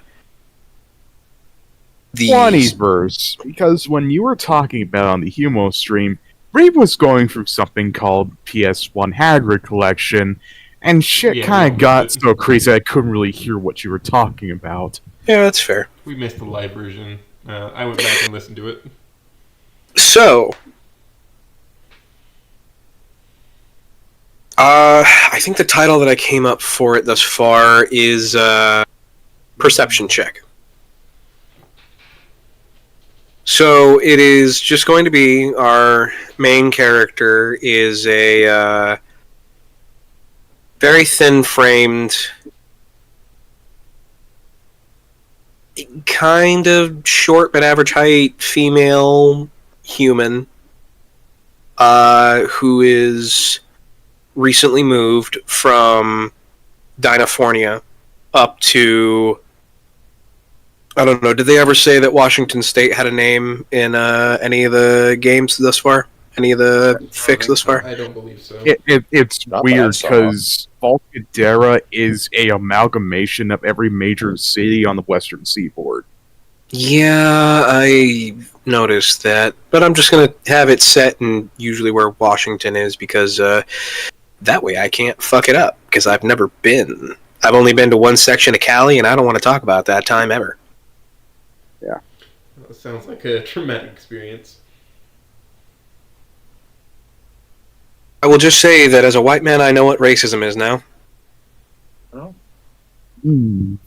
I'm guessing E1 Olivia failed the skill check. Unrelated. Was it skill check or is it dexterity check? At the stairs. Well, we know Inko failed the charisma check. Yep. Oh, for sure. He did. He kept failing.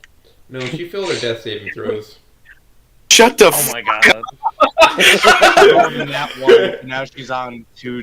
She's on 2 out of 3. Okay. That one. Better get a net. They both hit that once.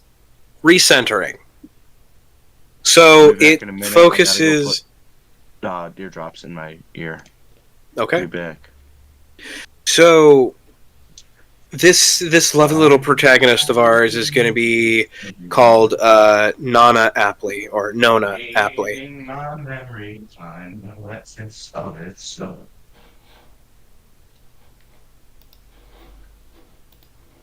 Is this usually how streams go? Not usually. Hmm. Don't worry. I got it. Okay. Okay. So,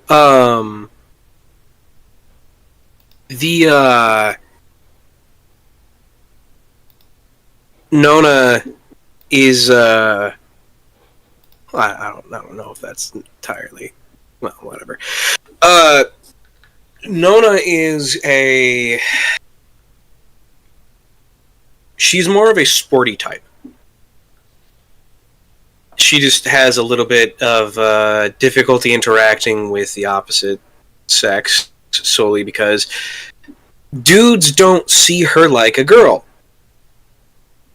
Because she is thin-framed and acts so much of a tomboy that one of the dudes. She just seems to be one of the dudes, or they didn't even know she was a girl. So she has a bit of a rough interaction with them. The love interest, one Brandon Foreman, I will ask you. He's a brontosaur. What is the worst type of disability that a brontosaur can have? Cerebral palsy. Cerebral palsy. Already any sort of thing muscular. Fair enough. Paralysis in the neck. Anyone else have an answer? A vocal disability. A vocal disability. Like lymph nodes? Yeah, because you gotta imagine their larynx are built different where they need to be stronger to vocalize, and if it's impaired in any way, they are mute. I can imagine that's what's going on with Emily and Devlog. With cerebral palsy, just simply because it's a muscular and nervous disorder that would cause it to be nearly impossible for them to hold their head up. You'll see people with it, and it's not as big of a problem for people as it would be for a brontosaur, simply because we don't have as much fucking neck. V8 didn't have an answer. Jack, did you? You seem like you had something to say. Yeah, I was trying to find the word for it, but it's when your spine is basically in a different shape. Scoliosis. Thank you, scoliosis. Yeah, I remembered hearing that because we watched the Jeff Dunham Christmas special recently. Yeah. We watched that on a little watch together. Yeah, I saw that. I was, apparently, if you have, what is it? YouTube subscription, a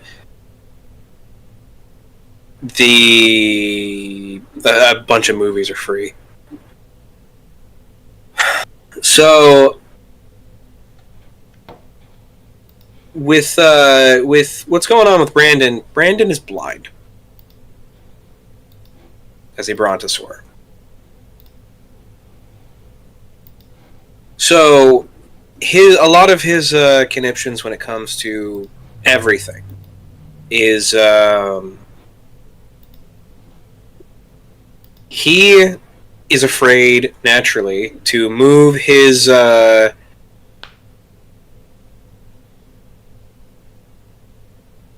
he's afraid to move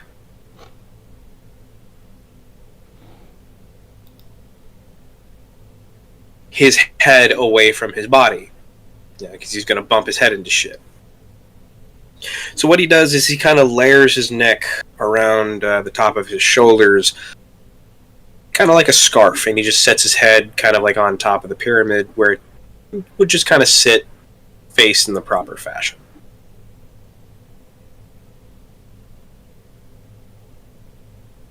So these two, well, Brandon's issue is he wants to be a writer. The only issue with that, well, he has a laptop that he carries around with him, and he has a bunch of audio programs that assist him in making sure he's where he thinks he is in his writing.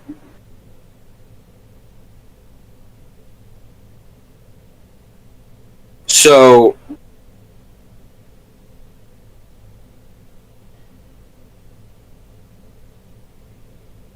the issue that Brandon has when it comes to writing is he has a lot of problems. Same with Nona, but his problems sort of stem from the self and, well, yeah, no, just the self. While Nona's issues sort of stem from outward perception of the self.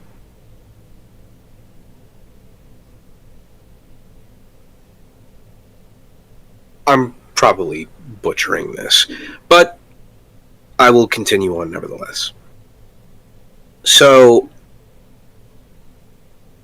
the reason it's called Perception Check is majority of the story, at least with their main support cast, they're playing L&L together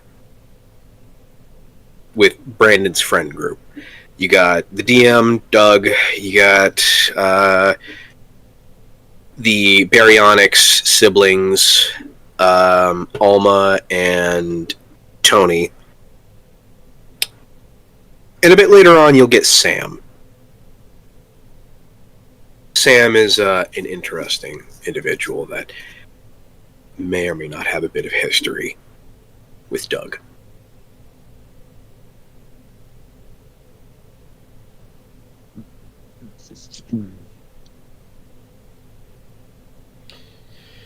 Majority of the well, how do I state this? It's going to have a very rough start, and it's supposed to be them going through their senior year. And it's going to be the full senior year, not just the halfway mark or from the beginning of the year to the halfway mark, and then we're just going to kind of filibuster the rest. It's going to be the full beginning of senior year up to graduation. Yep.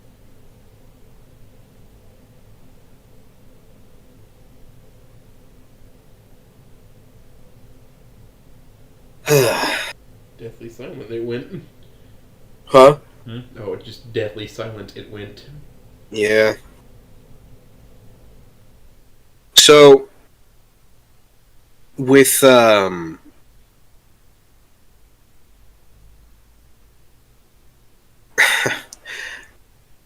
with how this story is supposed to be structured, I think I talked a little bit about it previously this week.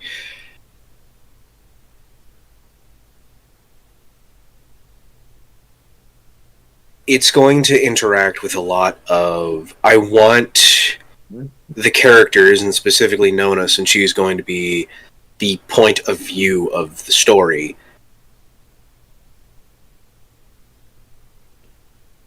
It's going to be a lot more of interacting with the staff while in high school, because who remembers being in high school? Yeah. I graduated like a few months ago.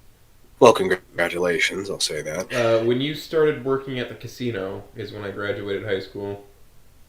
Well, you don't really know how to make me feel fucking old, Jesus Christ. Hey, Fuck off. I mean, So... my third year of doing this. Don't worry, it'll cause me to rapidly age. I'll catch up with you. No, you won't. So... Holy fuck, I'm almost 20. I'm turning 19 in a couple weeks. Dog, I'm 26 in 2 months. I know. Don't act like you're fucking old. Dude, my brother is like the same age as you, so... Where? My brother who got really Still into weird. cocaine, yep, same age as you. I think he might have been having a better time than you.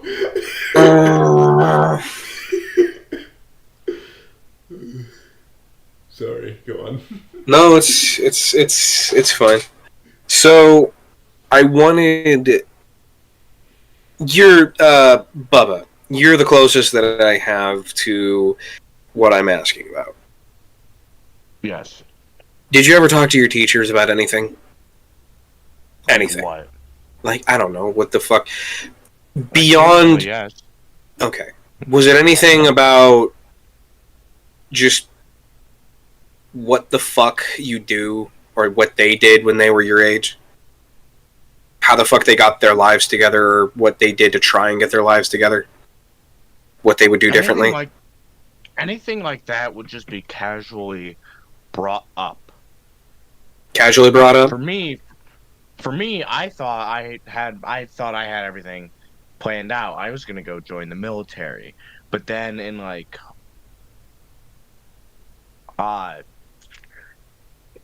May or June, I had to get ear tubes put in because I kept getting ear infections. Which, if you didn't know, in the military, you can't join if you have ear tubes because they're considered an assistant.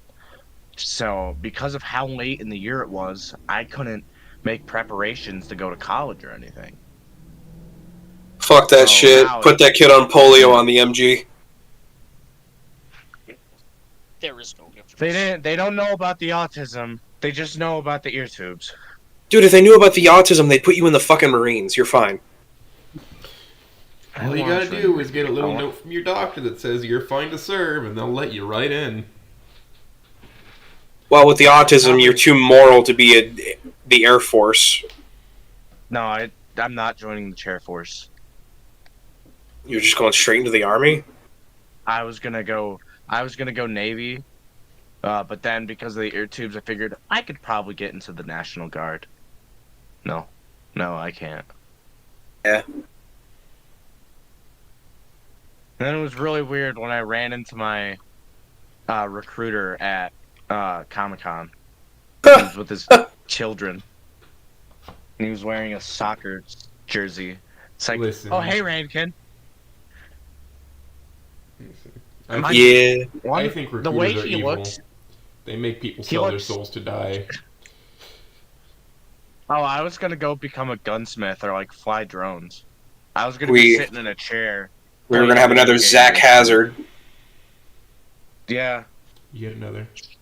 I saw a video today about how he was getting upset at a gunsmithing simulator, and a couple of the things like I haven't even seen that gun in person ever, but I know that's not what you do. Yeah. Gun autism. Speaking of Zach Hazard, I saw a video on the Pancore jackhammer today. Yeah. And just like looking at the pictures, like, what the fuck were they on? You can see where the mag is. You can see they have to disassemble part of the gun to get it out. Yep. And you can't reload it unless the magazine is out. Yep. What fucking The Pancor. single brain-celled organism came up with that? And it's been in every fucking video game since. Yeah, what do they? I forget. Do they have reloading animations on it where they break it down? No. They treat it like a magazine. Oh, they just pop it out and fucking put it in with like a really thin piece of material or something. No, they treat it like a cylinder-fed shotgun. Oh, like a magazine tube. Yes. No, like a removable cylinder shotgun. Yeah. Which, if I remember correctly, later versions of it had it to where that was the case. Hey guys, Ian from Forgotten Weapons here. Because I'm seeing a few of these, and there's one in particular that. God, this thing literally looks like a fucking space AR-15. I'm sorry, a space M16. Space Armalite. Yeah, this one specifically looks like it has a trigger in the stock that looks like that's the mag release. All right. But I want to put into perspective, for what it looks like, the magazine is essentially a fucking striker magazine. So you would essentially be carrying... You know what I'm talking about, the striker? I believe so. Yeah. The fucking street sweeper shotgun from Resident Evil 4. Yeah, I know what you're talking about. Yeah, it was the best shotgun in the game because you could load 100 fucking shells in it. I don't think that's true to life, is it? No, no. No. You could load, I think, maybe 10 shells? Probably like 10 to 12. 10 to 12 shells, but the thing is that you couldn't load in the middle of combat. It was essentially, think of a cattleman's, a single action army, but as a shotgun. I see. But even worse. And you had to, it was worse because you had to load it, you had to load each one, and then you had to twist the fucking thing up so it was, properly sprung because it doesn't naturally, unwind like a regular spring. You had to wind up the fucking spring, and then you had to shoot it. You had to essentially action it, and then you would have to eject the empty shell, and then you would have to reaction it to load the next shell. It was really, really poorly designed. Now, the Paincore Jackhammer, from what I understand now, I think all the empty shells just kind of sit in there, which, interesting design to have a literal revolver shot. I'm sorry, a revolving cylinder shotgun. Would you consider this a bullpup? Yes, it's a bullpup. Okay, so a bullpup revolver shotgun. That's so dumb. It's such a dumb gun. The way it looks like it would be a grenade launcher. Doesn't it? I mean, probably like a small load. I mean, your 40 mil grenade launcher is pretty fucking stocky though already. Like I said, probably small load, not like a proper 40 mil. Yeah. If you could load something into like a smaller round that was like a 20. If you go down to 10 mil, you may as well just use regular bullets. Yeah, you're right. But wouldn't it be funnier if you shot a 10 mil at somebody and it just fucking exploded instead of just piercing them? You know what? It pierces them and then blows them up from the inside. Yeah, that's a war crime. That's a war crime. What do you mean? It's a war crime. I don't think it's been done yet. No, that's in the Geneva Convention. Well, you can't. Yeah, no, that was before the Geneva Convention. That was Civil War. That was the Civil War. Oh, so it is a war crime now. It's not the first time. Womp womp. I love looking up jackhammer gun, and I get the Pancor, but I also get a Thompson 22 pistol. Yeah, called the jackhammer. I assume. Yeah. You know what I love is in Russia they use shotgun shell, or it's not really shotgun shells, but what looks like shotgun shells to power like cutting jaws to cut people out of cars. Like if a car flips, they have to cut a piece of it off to get the person out. They load shotgun shells into a fucking huge set of tin snips, and that they use it to fucking crimp it open. Are you talking about the jaws of life? Yeah. Here in America, they're pneumatically powered. Yeah. Over in Russia, they're powered by gunpowder. Listen, they have a surplus of two things: vodka and gunpowder. All right. Sometimes they mix the two. It's effective if you don't have a fucking air compressor on your truck. It's fucking effective. The fucking gunpowder didn't go off. Go get Boris. Why go get Boris? He's been drinking.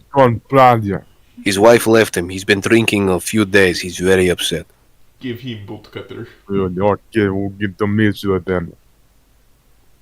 If gunpowder could not open this, Boris can. Imagine He won't feel his muscles tearing in his body. He sneezes once and he explodes. Tenses every muscle and body. Rips Exactly. home space-time.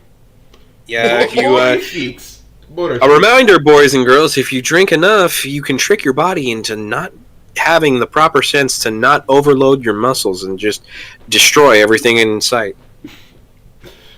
This is a phrase known as being apeshit, or going apeshit, and it is genetically coded into every human. There is a point of apeshit. It comes with being a primate. It's called adrenaline. This goes beyond adrenaline. Mm, Adrenaline lets you see reason. a paraplegic can lift a car, that's all I'm going to say. Yeah. I mean, if all your muscles pulled in the same direction, be capable of lifting 25 tons. I wouldn't say 25. Or, no, 25,000 pounds, not 25 tons. There you go. Half that, but, that's still a lot of fucking weight. Indeed it is. That's more weight than what's allowed on some bridges. Like a regular road bridge. I would say you have more, you would have more understanding of that than I would, solely because, Midwest. West Coast, we don't have that many, low weight bridges because we have too many fat asses over here. East Coast. Yeah, that's where Gorlock lives. They need to accommodate that. Yeah, thanks for reminding me. It's called I already get it. Over here, dog. Gorlock has to use a self-driving car to push the car across the bridge, then walk across it. Because those two weights combined would knock it down. If you're right.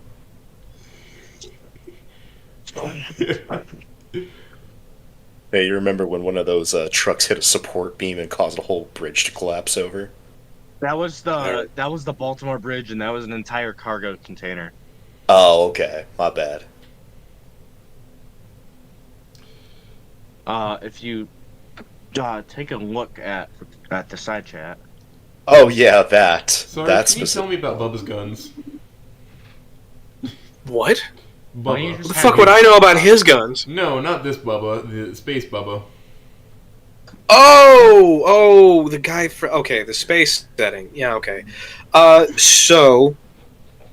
There was a man called Leonard Beauregard, who won big time on a lotto scratcher. And instead of doing what you would expect him to, and, spend it all on guns and alcohol, he wound up investing it and creating a weapons manufacturing company that he named Ballistic Kick-Ass. Now, he made this company for one reason. An M60. Well, this is about... God, how many years into the future? I think this was around... 3297? So, about 1,200 years into the future.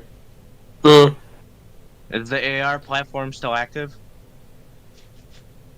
Amongst antiquarians. So you have quite a few ways of looking at this. So the S Patriot model from I think it was Enertech is looked at as one of the greatest rifles ever because it is an energy rifle that you can modify on the fly to fit a very specific weapons platform. So with settings on dials, I think there was frequency and wattage. So if you lowered the frequency and upped the wattage, you would have something that would essentially be closer to a sniper rifle.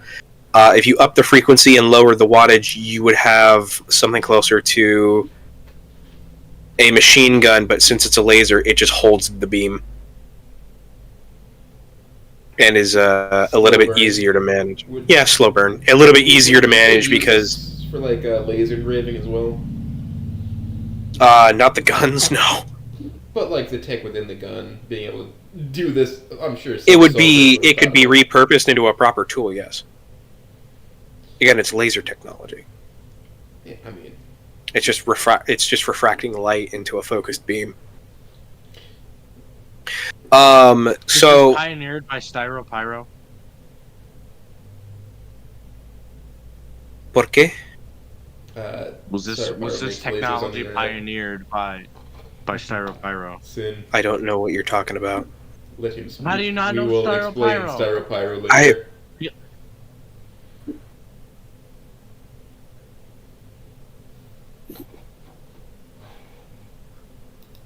Anyways,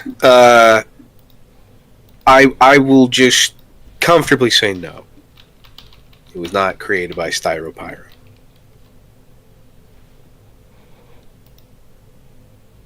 Why have I received the DM? Oh, sorry. So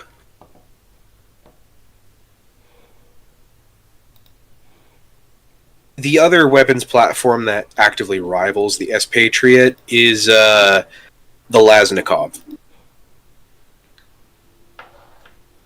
The Laznikov, as it was stated, and Uldaki, which, to explain what they are, think of an aquatic amphibian, but also fish species that became bipedal. There was an interaction between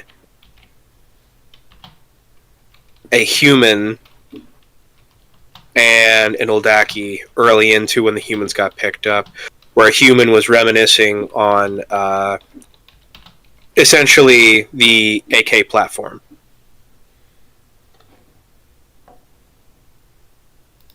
So the Uldaki essentially went and took that weapons platform and just turned it into a laser gun. It became so popular immediately that it started its own brand. It is the only thing that is rivaled against the S Patriot. The only reason it's rivaled against the S Patriot is because it's super fucking cheap to make in comparison, and it's just simple to use. You load it, you aim, you fire. You don't have to worry about knobs and shit. It just does one function, and if you aren't good at that one function, well, maybe you should be looking for a different gun. Maybe we don't like your kind around here. Well,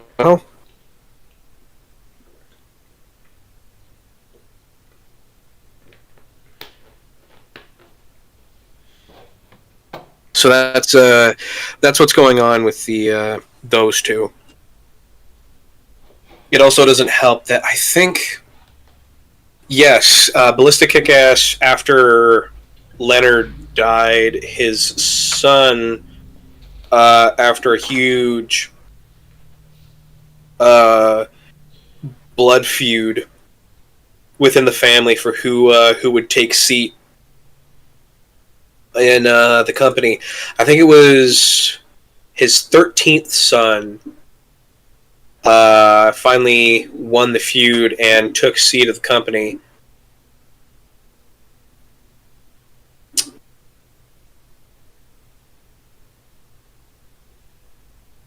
Enertech had a really, really bad history with Ballistic Kick-Ass. They had pissed Bubba off on multiple occasions, and their CEO of the time had said some not choice words about Bubba at one of the weapons conventions.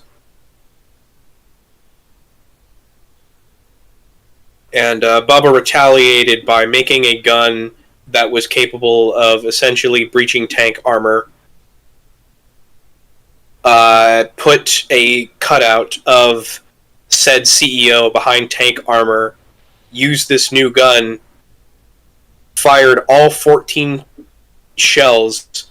It was a regular fucking kinetic rifle into this tank armor.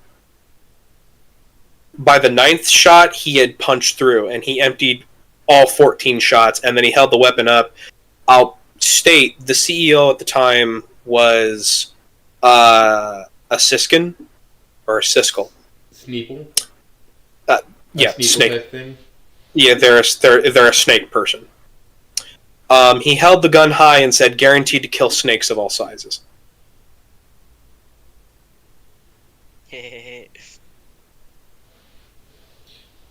I'm glad So- that he's in charge of pest control. Well, you'll have to hear the tragedy that Bubba died on the operating table. Really? And I quote, "I wanted to be turned into a super cool robot man, dude." That's actually kind of badass. Doing whatever the fuck he wanted. Pretty Exactly. much. He had what was it? He had a lake in his office so that he could just at any point get on a boat and just go out fishing. That was just casually in his office. I'm kind of at a loss for words for that. Wealthier than Yeah. Bezos.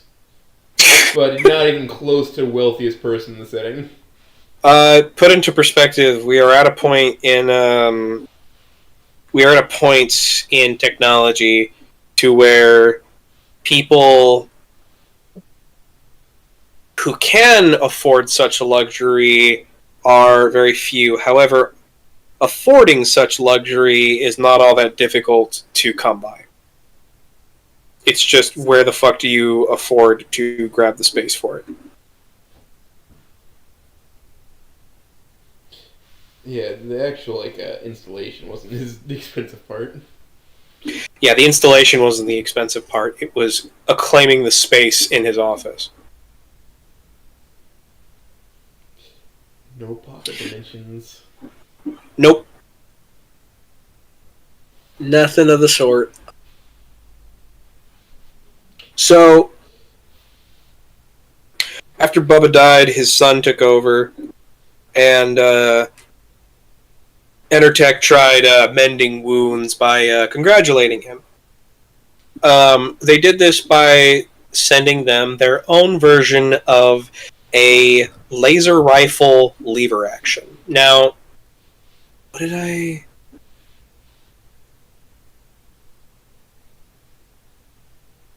I don't remember what I called it, actually. So, the,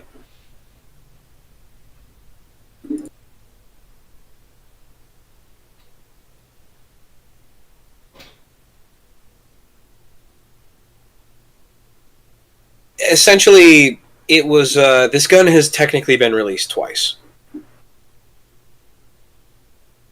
When Enertech made theirs, they had a interesting system for it. There was an internal magazine, which is something they had never worked with before. They had never put a magazine inside of the gun. There was always an external magazine that you would plug in, and that would essentially be the battery for the gun. You shoot it until either you need to vent heat or the magazine ran dry. You would eject it, and then you would put a fresh supply in and then continue forward. With this one, it had an internal magazine, so they would inject a magazine into the top feed. It would drain into the internal battery, and then they would immediately pull off the external battery, and they would just shoot it until it either overheated, which when it overheated, they would action the lever, which would vent the heat inside of the gun, and then they would pull the lever back and it would be ready to fire again. When they ran out of ammunition, when the battery ran dry, they would just inject a new battery into the top, wait for it to drain, and then they would pull it back out, and then continue. When they sent this to Ballistic Kick-Ass, they essentially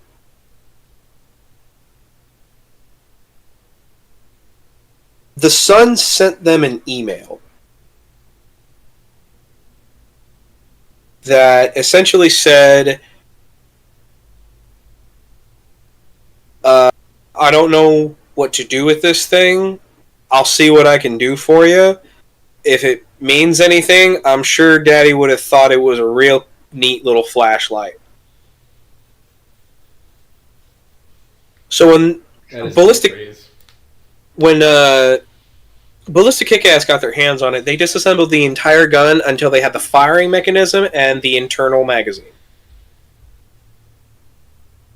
They reverse-engineered the internal magazine and the firing mechanism into single-shot rounds. So these single-shot rounds were loaded into, essentially, a lever-action shotgun. A regular lever-action shotgun that, I will admit, they still had the wood furniture on it, but they had a new one rebuilt. And the reason it was rebuilt was the metal needed to be reworked to be able to handle the excess heat that you're not shooting gunpowder anymore. You're shooting legitimate concentrated light. Light and plasma. Kind of. So the gun is going to get really fucking hot. So they needed to treat the metal so that it was capable of resisting that heat. So essentially what it does, it just loads like a regular old lever action.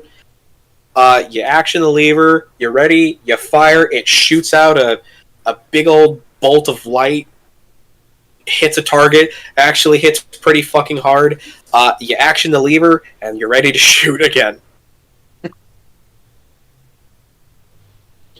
God bless Ballistic Kick-Ass. But God bless Ballistic Kick-Ass. When the Sun was told by the engineers that they could theoretically start making more energy weapons, he said no. And when they asked him why, he said, there ain't no sense in trying to reinvent gunpowder. Just told them, hey, stop reinventing the wheel. Reinvents gunpowder. We don't need to reinvent gunpowder. You mean reinvent gunpowder? You stick it in the brass, you cap the brass, you point, shoot. Fuck you gotta reinvent it for? It's already perfect. Already does exactly what you could ever want it to do. Recreational hole puncher. 1911 still in use?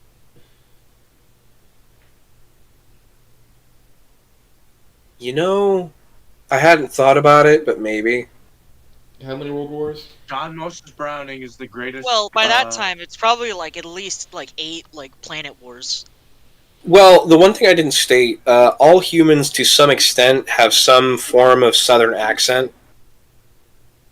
That does not mean that the entirety of the human race is white. No, there are You can be every melanin color under the fucking rainbow.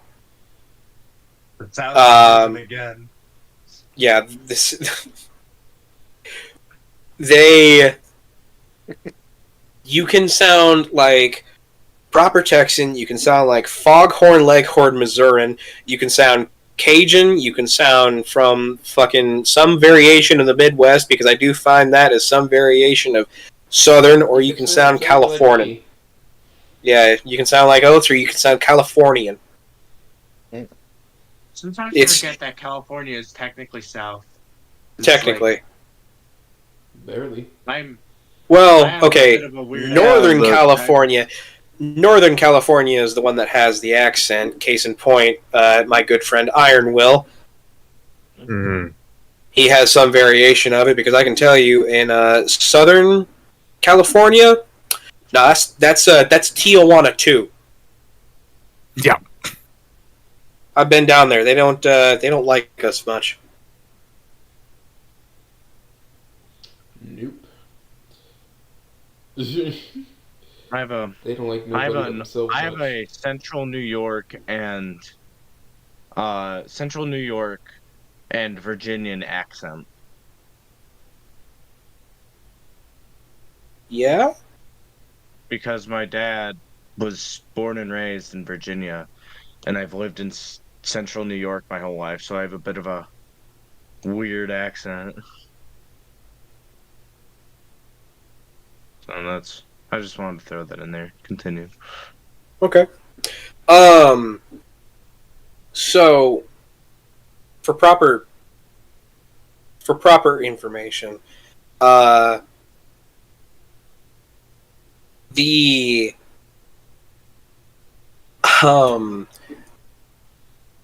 various, so you know how there are certain famous people in Southern culture, more redneck culture, that are revered. John was Browning, Dale Earnhardt Jr. and Sr., Chuck Norris. The list goes on. So, I would like it stated, those people are actually referred to as religious figures. Really? Raise hell and praise Saint Dale. Davy Crockett. Raise hail, praise Dale. Raise hail, praise Dale is an actual religious statement in this timeline. I have a model jet of an F-16 that is a Dale Earnhardt. I got it from a fucking pawn shop. Fuck yeah. Fuck. So, yeah, all humans have some variation of Southern accent, and Southern culture is, of course, a somewhat religious factor. Why? It tickles me fucking pink to think about. Besides, if that's not something you jive with, I can assure you there is more things in the setting that you will probably jive with. Most people who probably just want a baseline, regular type of person to fuck around with will probably go for the Sentinels, which those are the robot people.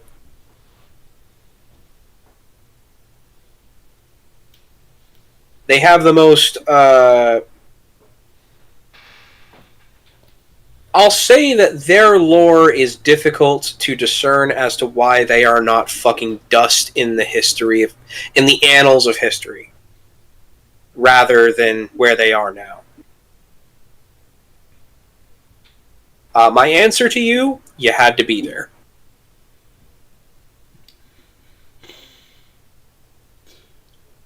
Man, you just had to. It was something to see. Oh, well, I will state... Why the fuck are you writing this down? Who's not going to know about this? We don't need to write this It's down. like the dictionary that says everybody knows what a horse looks like. Oh, okay. So the reason that you might be a little bit confused as to why they're not just fucking dust in the history book is because they are technically the reason that a couple million people died, and the big ship that used to have all the species of, let's see, we had humans, Oldaki, Torkin, and Siskin all in one ship, and it was called the Ambassador. When the sentience virus started going around, the Sentinels wound up being the reason that that ship crashed onto one of the planets that they were visiting, which was named Iflay. Now, on this planet was a few different species that were deemed intelligent enough to be brought on. You had the Yannick, which are more small creatures with more animalistic features. But the interesting thing is that the Yannick species is considered decently diverse, in the sense that all the different tribes are considered their own subspecies. So you have some that'll be more canine figured, you'll have some that'll be more feline figured, you'll have some that have more bat traits. Just, they look different depending on which tribe, and they all have their different names. And then you had, what the fuck did I call them? I'm trying to remember. Essentially think of what we think Yetis look like, where they're just albino gorillas. Alright. Yeah, pretty much. Jack Pass's YouTube profile. Thank you. Yeah, just the white fur and the purple skin. That's essentially what those guys are. Okay. They kind of prefer to stick to their neck of the woods, and they have more of an understanding with the Yannick, and the Yannick have the understanding of them, is that we don't like the Yannick don't like where it's too cold to manage, and the Yeti people kind of just like, well, it's too fucking hot down there, I don't give enough of a shit to deal with you.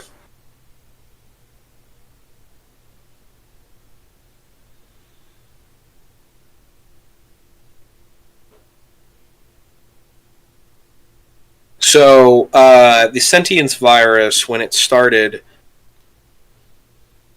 it infected one single sentinel.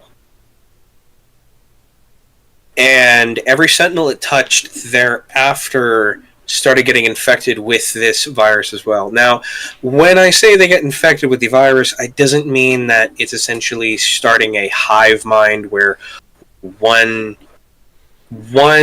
personality kind of prevails over all of them. No, each of them is being awoken into their own identity. Them out of a hive mind, really. Pretty much. Because they were all in a hive for service robots. Exactly. They are becoming... It rips their connection out. Exactly. So, it got to the point where this became such a shit fit that the Oldaki were...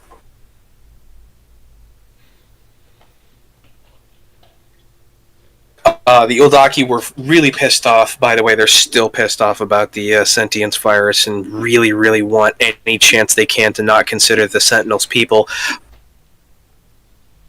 They demanded that the Sentinels essentially return back to slave behavior, and the Sentinels, being sentient, told them to go fuck themselves.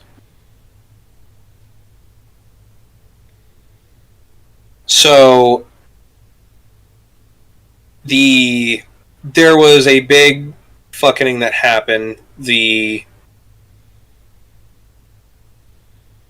ship crashed, killed millions of people. The survivors trying to scrape together what they could, and the Yannick being surprisingly willing to help these strangers from the stars.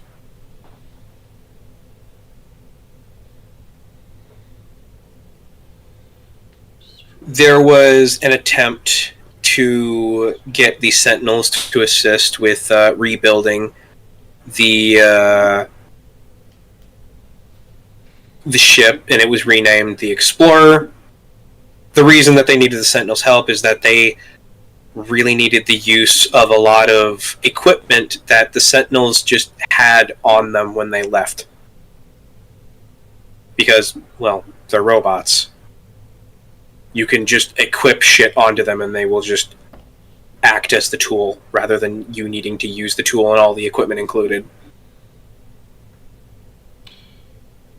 And they get to, because the robots, if you equip it to them, it's just implicitly them now. So Yep. they'll know exactly how to use it. And as they rebuilt the ship, and this was what would be known as the Explorer, the first of the many ships of the colony, as it is known now. The other people started having an understanding of, these aren't tools, these are people. Even if they don't have the regular organic interaction like we do, they don't need to. Well, they do need to rest, but it's not in the sense that they need to sleep and eat and all this other stuff. They just need to recharge. Yeah. That's it. They still have wants, desires, the thought of making more of themselves that they want to do. It's funny you mentioned that, because I did go into how reproduction works for them. Isn't there a treaty that they're not allowed? Well, no, actually, they are allowed. It's just something that doesn't happen all that often. Because surprisingly enough, in the day and age in which everything happens, where our story begins proper, where we're going to have like more detailed focus in character names and whatnot, people are dying a lot. They're dying very often. To the point where you could kind of consider it black comedy. Warhammer, but without them being edgy. Yeah. Imagine if Warhammer 40k was a Monty Python movie. Yeah. It's not so grimdark. It's not so grimdark. Everyone's still British. And you laugh at it, but so is the show. The writers are laughing along with the viewer. It's also not fucking Bright Hope, but yeah, I fucking love that. It's like Horrible Histories, kind of. That's another British TV show. Yeah. I think that. So the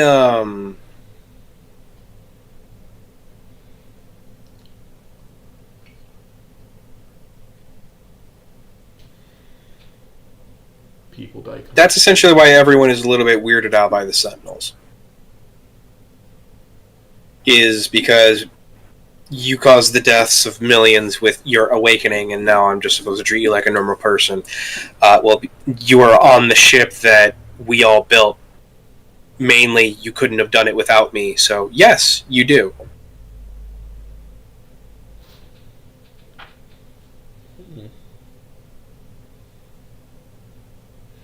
Let's see. Ship?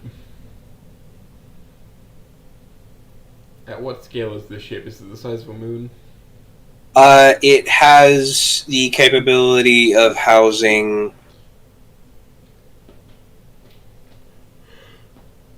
couple, like, maybe 2 billion people. That's a fucking huge thing. That's like My that's a Lord. planet-sized ship. Yes. Yeah.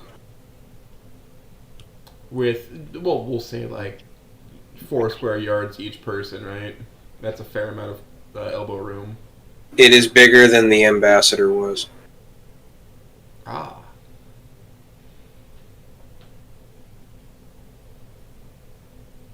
I was just talking about like area per person.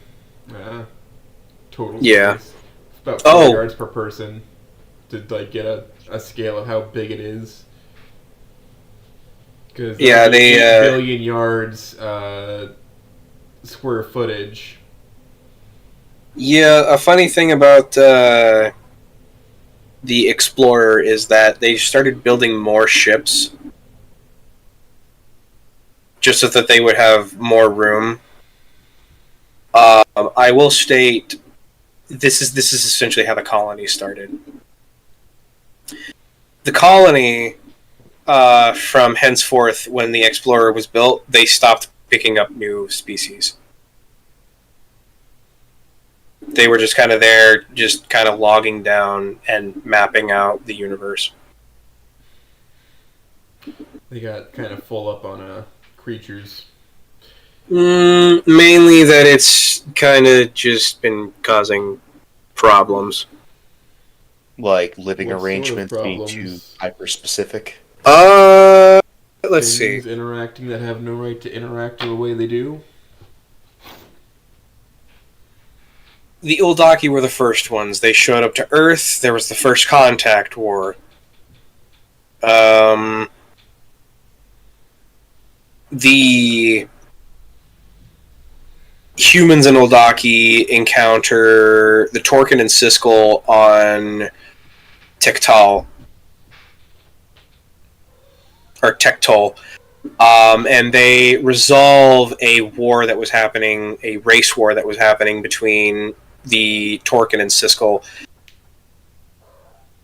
Is it Siskin or Siskel? I think it's Siskin. Between the Siskin and Torkin, no, Siskel. That had been happening essentially since the creation of each other's species.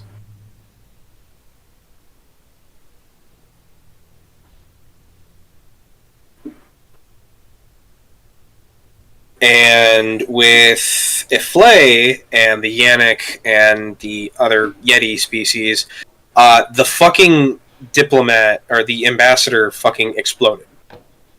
So wherever they go and they try and pick up new species, just shit just tends to go wrong. So they're not doing that no more. They also encountered something that will later be known that will later be known as a Krolak wormhole battery. Okay. They sent this to one of their research ships. They accidentally turned it on. Poor decision. The ship and the surrounding stars fucking disappeared. Oh! There was a big and it was gone. Okay. Just, is there a hole there now? The star's still there? No, the stars that were there, like tiny stars, not like suns. Yeah. They're gone. Oh no. This can only be regarded as a suboptimal play. Yeah, it's just blank space there. Now shit can go there and nothing's gonna happen, but for the concern, the ship and everything there, gone. Yeah. They then declared, okay, we're not going to be turning any of these on. No one is allowed to fucking touch these things. So whenever they go to a planet and research it, again, they're not picking up anything. They're just researching it. Whenever they find one, they just pick it up, bring it on board, and they lock it in a fucking safe. They don't want anyone touching these things. To talk about what happens next, essentially there is a man named Ezekiel O'Hagan, or Zeke. He was born in 2007 as an Irish American. He was brought on board the ship, and he worked as a history teacher. Or rather, he was a historian. He really liked just human history in all that he could find. Now, he was put into something that was called the Future Citizen Program. Now, his pod was one of the few that still remained after the ambassador exploded. So he got to wake up. You got to wake up. So,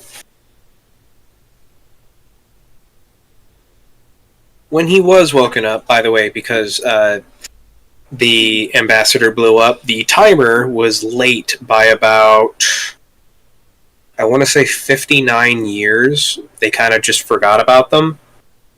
So they were in there for a little bit longer than they intended to. When they were brought out, Zeke did not take well to how everything had changed since, because a lot of the history for all the species had kind of been simplified.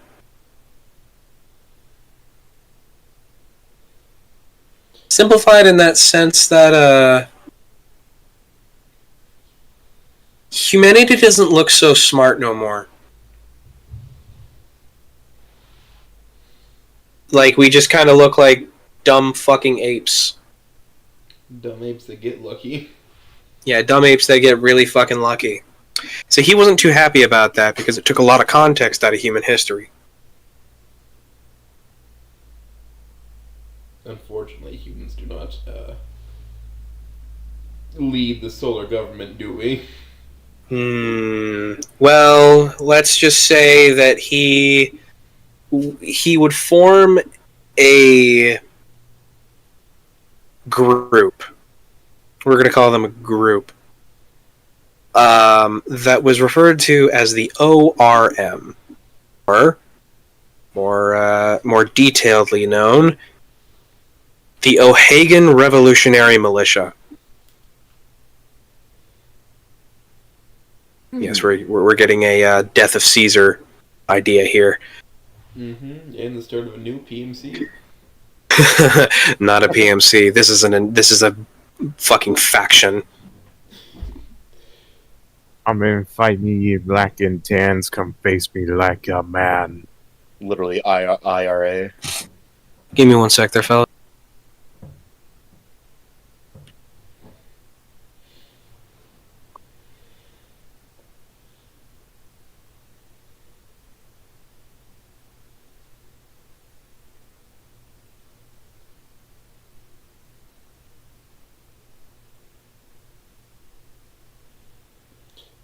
Gentlemen, I'm gonna sleep so well tonight. Yes. Alright. Sorry about that. More, we needed some help. So,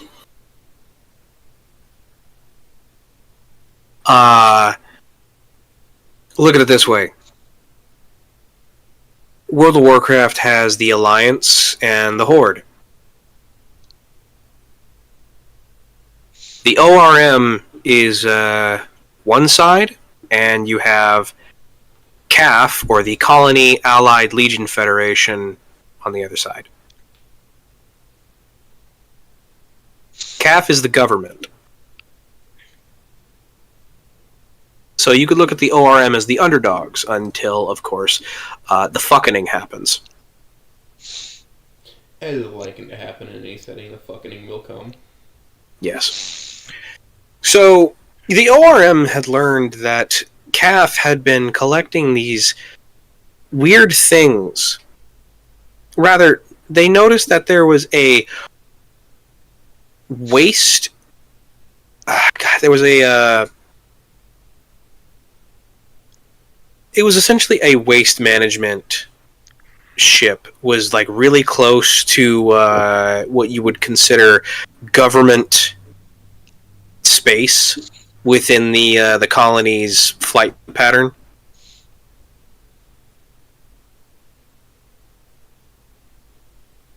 And I thought that was really weird. So they started digging, and they noticed there was a lot of CAF forces and protection there. So they knew that something was up. So you know what they did? They raided it. And guess what they found inside? While they were getting it was like one of the biggest fucking raids that had happened. Guess what they found inside? They found the Photoshop array tool that works in real life. Bless you. They found 7 Krolak wormhole batteries. Oh no. Dear God. Oh no. They turned on all of them. Oh dear God. So the wormhole was so fucking big that it encompassed the entire colony and sent them to what I like to call the labyrinth system. And they've stuck us in a cage. The labyrinth system is just a small solar system. Nobody knows where. That is filled with what I like to refer to as divine science experiments. That was the point of the wormhole batteries in the first place, I like to think, just to send things there. So, I will state, you would probably think, oh, we'll just try and figure out where we are, we'll just try and leave. Look at it from like a northwest and south map. So, say you go all the way west.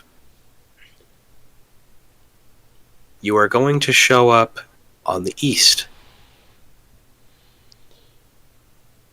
Think of it like a Pac-Man maze. Think of it like You leave on one end, you're going to show up on the other. Think of it like a globe. Yes. Maybe. You go so far east, you'll eventually wind up west. Mm-hmm.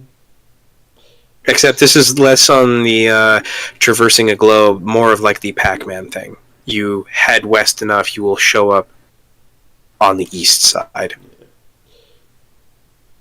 So much so that it actually is considered sometimes more fuel efficient for some cases to just head outside of the boundary so that you show up exactly on the opposite side.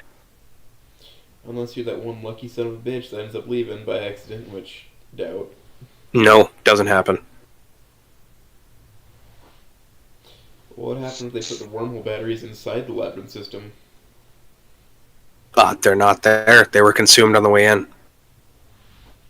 I will state that there are Krolak batteries, but not Krolak wormhole batteries. The Krolak batteries are actually used for a lot of Krolak equipment that exists there. The Krolak Empire was, interestingly enough, think of a mantis mixed with a beetle. That is what the Krolaks were. There are no Krolaks left. Nobody knows where they went. All I can state is that this small little solar system has unmistakable proof that they existed. Empty cities, well, I'm not going to say empty because that's actively false, but cities that were built by them and all of the weird shit that is involved in these planets, like Progen. Progen being a massive, like, think of, is it Jupiter that's the gas giant? I'm misremembering. Yeah. Jupiter is a gas giant, yes. What's the big largest one? in our... Yeah, okay, it's the largest in our okay. system. Okay. So Progen is essentially the size of Jupiter.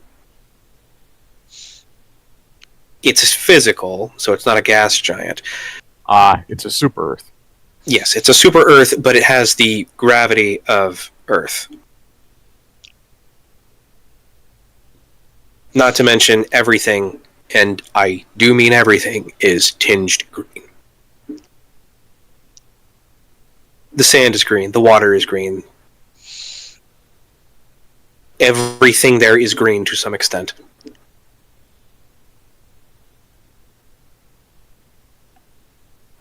Now, if you manage to get to any of the Krolak cities, we're going to disregard the Fodran for now. We'll get to them. They're an interesting little bunch. If you get to the cities on Progen, there will be corridors and tunnels that will take you deep down to where the planet's core exists. There is no molten core on Progen. Instead, what I could describe the core of Progen, liquid wireframe.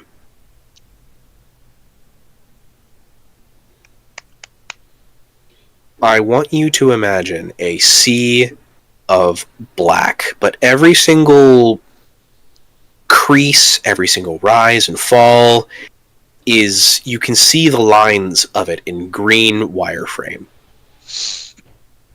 I will just recommend, don't touch it. It's fucking hot. No. It will assimilate you into data.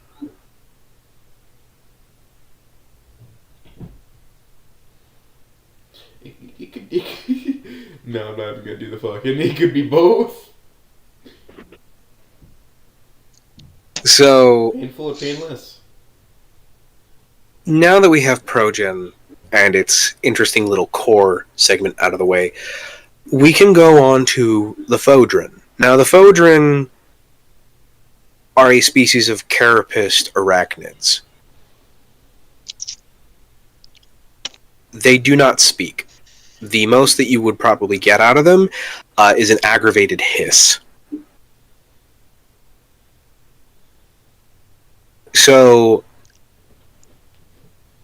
the Fodrin, despite not speaking, can understand languages and dialects within other languages that they should not have any concept of understanding, and yet they can understand very simple commands. They also act in a very specific fashion as if they were programmed to be so. But as far as anyone has seen, the Fodrin are 100% organic. Now, the reason that they aren't very sure about this, again, it seems that they're programmed to be like this. However, it's more that the Fodrin are very, very fucking protective of their dead. They have an entire... So, within the Krolak cities, in the more deeper portions where the Fodrin are a little bit more plentiful, there are almost purposefully purposeless rooms that are dedicated to them, which the birthing halls and the places in which they house their dead, they will cocoon their dead and stick them in a very specific spot. Now, people are permitted to enter, but think of it like this. A mall is in its closing hours. Everyone is about ready to start closing up shop. People are still allowed to come into the mall, but you can see how the workers are looking at you. They're waiting for you to go the fuck home. They don't want to be here anymore. They don't want you here. They want you to get the fuck out and go back to where you came from. That's how the Fodrin look at anybody who enters into the halls of the dead. They do not want them there. But they're not going to outright tell them to leave. The most that they'll do is hiss. What's their thoughts on photography? I know they don't want you touching anything or taking anything. They view it as a form of attack. Oh no! Okay. What if I turn the flash off? They'll understand you're doing something to the dead. Okay. The only thing they want you doing there is leaving. Going from A to B. Stopping, you're more than likely going to be doing something, so they're going to keep a really fucking close eye on you, and they're going to start crowding you.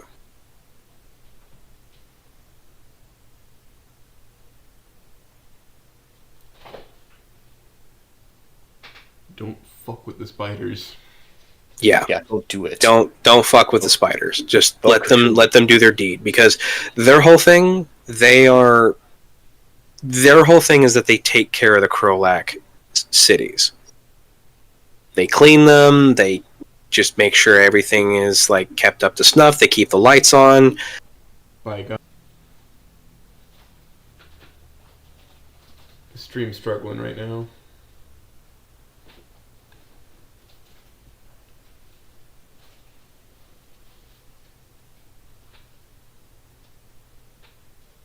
The best maid you will ever have. Sure. Uh-oh. It's died. It might be time to wrap up. Because my internet's Oh, is it happening again? Yeah, it happened. Alright, well, it's been fun. Yeah.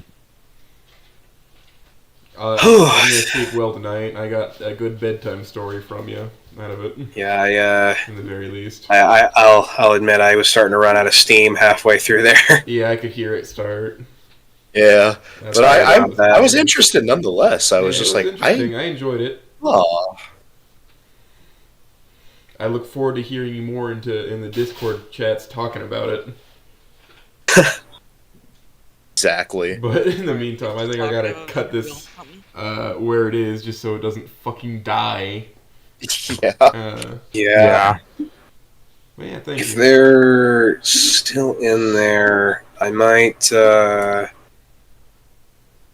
hop in and join some of the fellas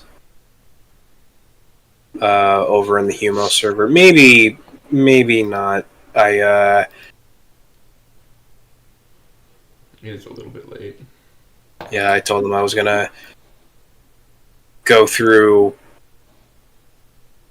one of the games that they've been going through with me. I see. Yeah.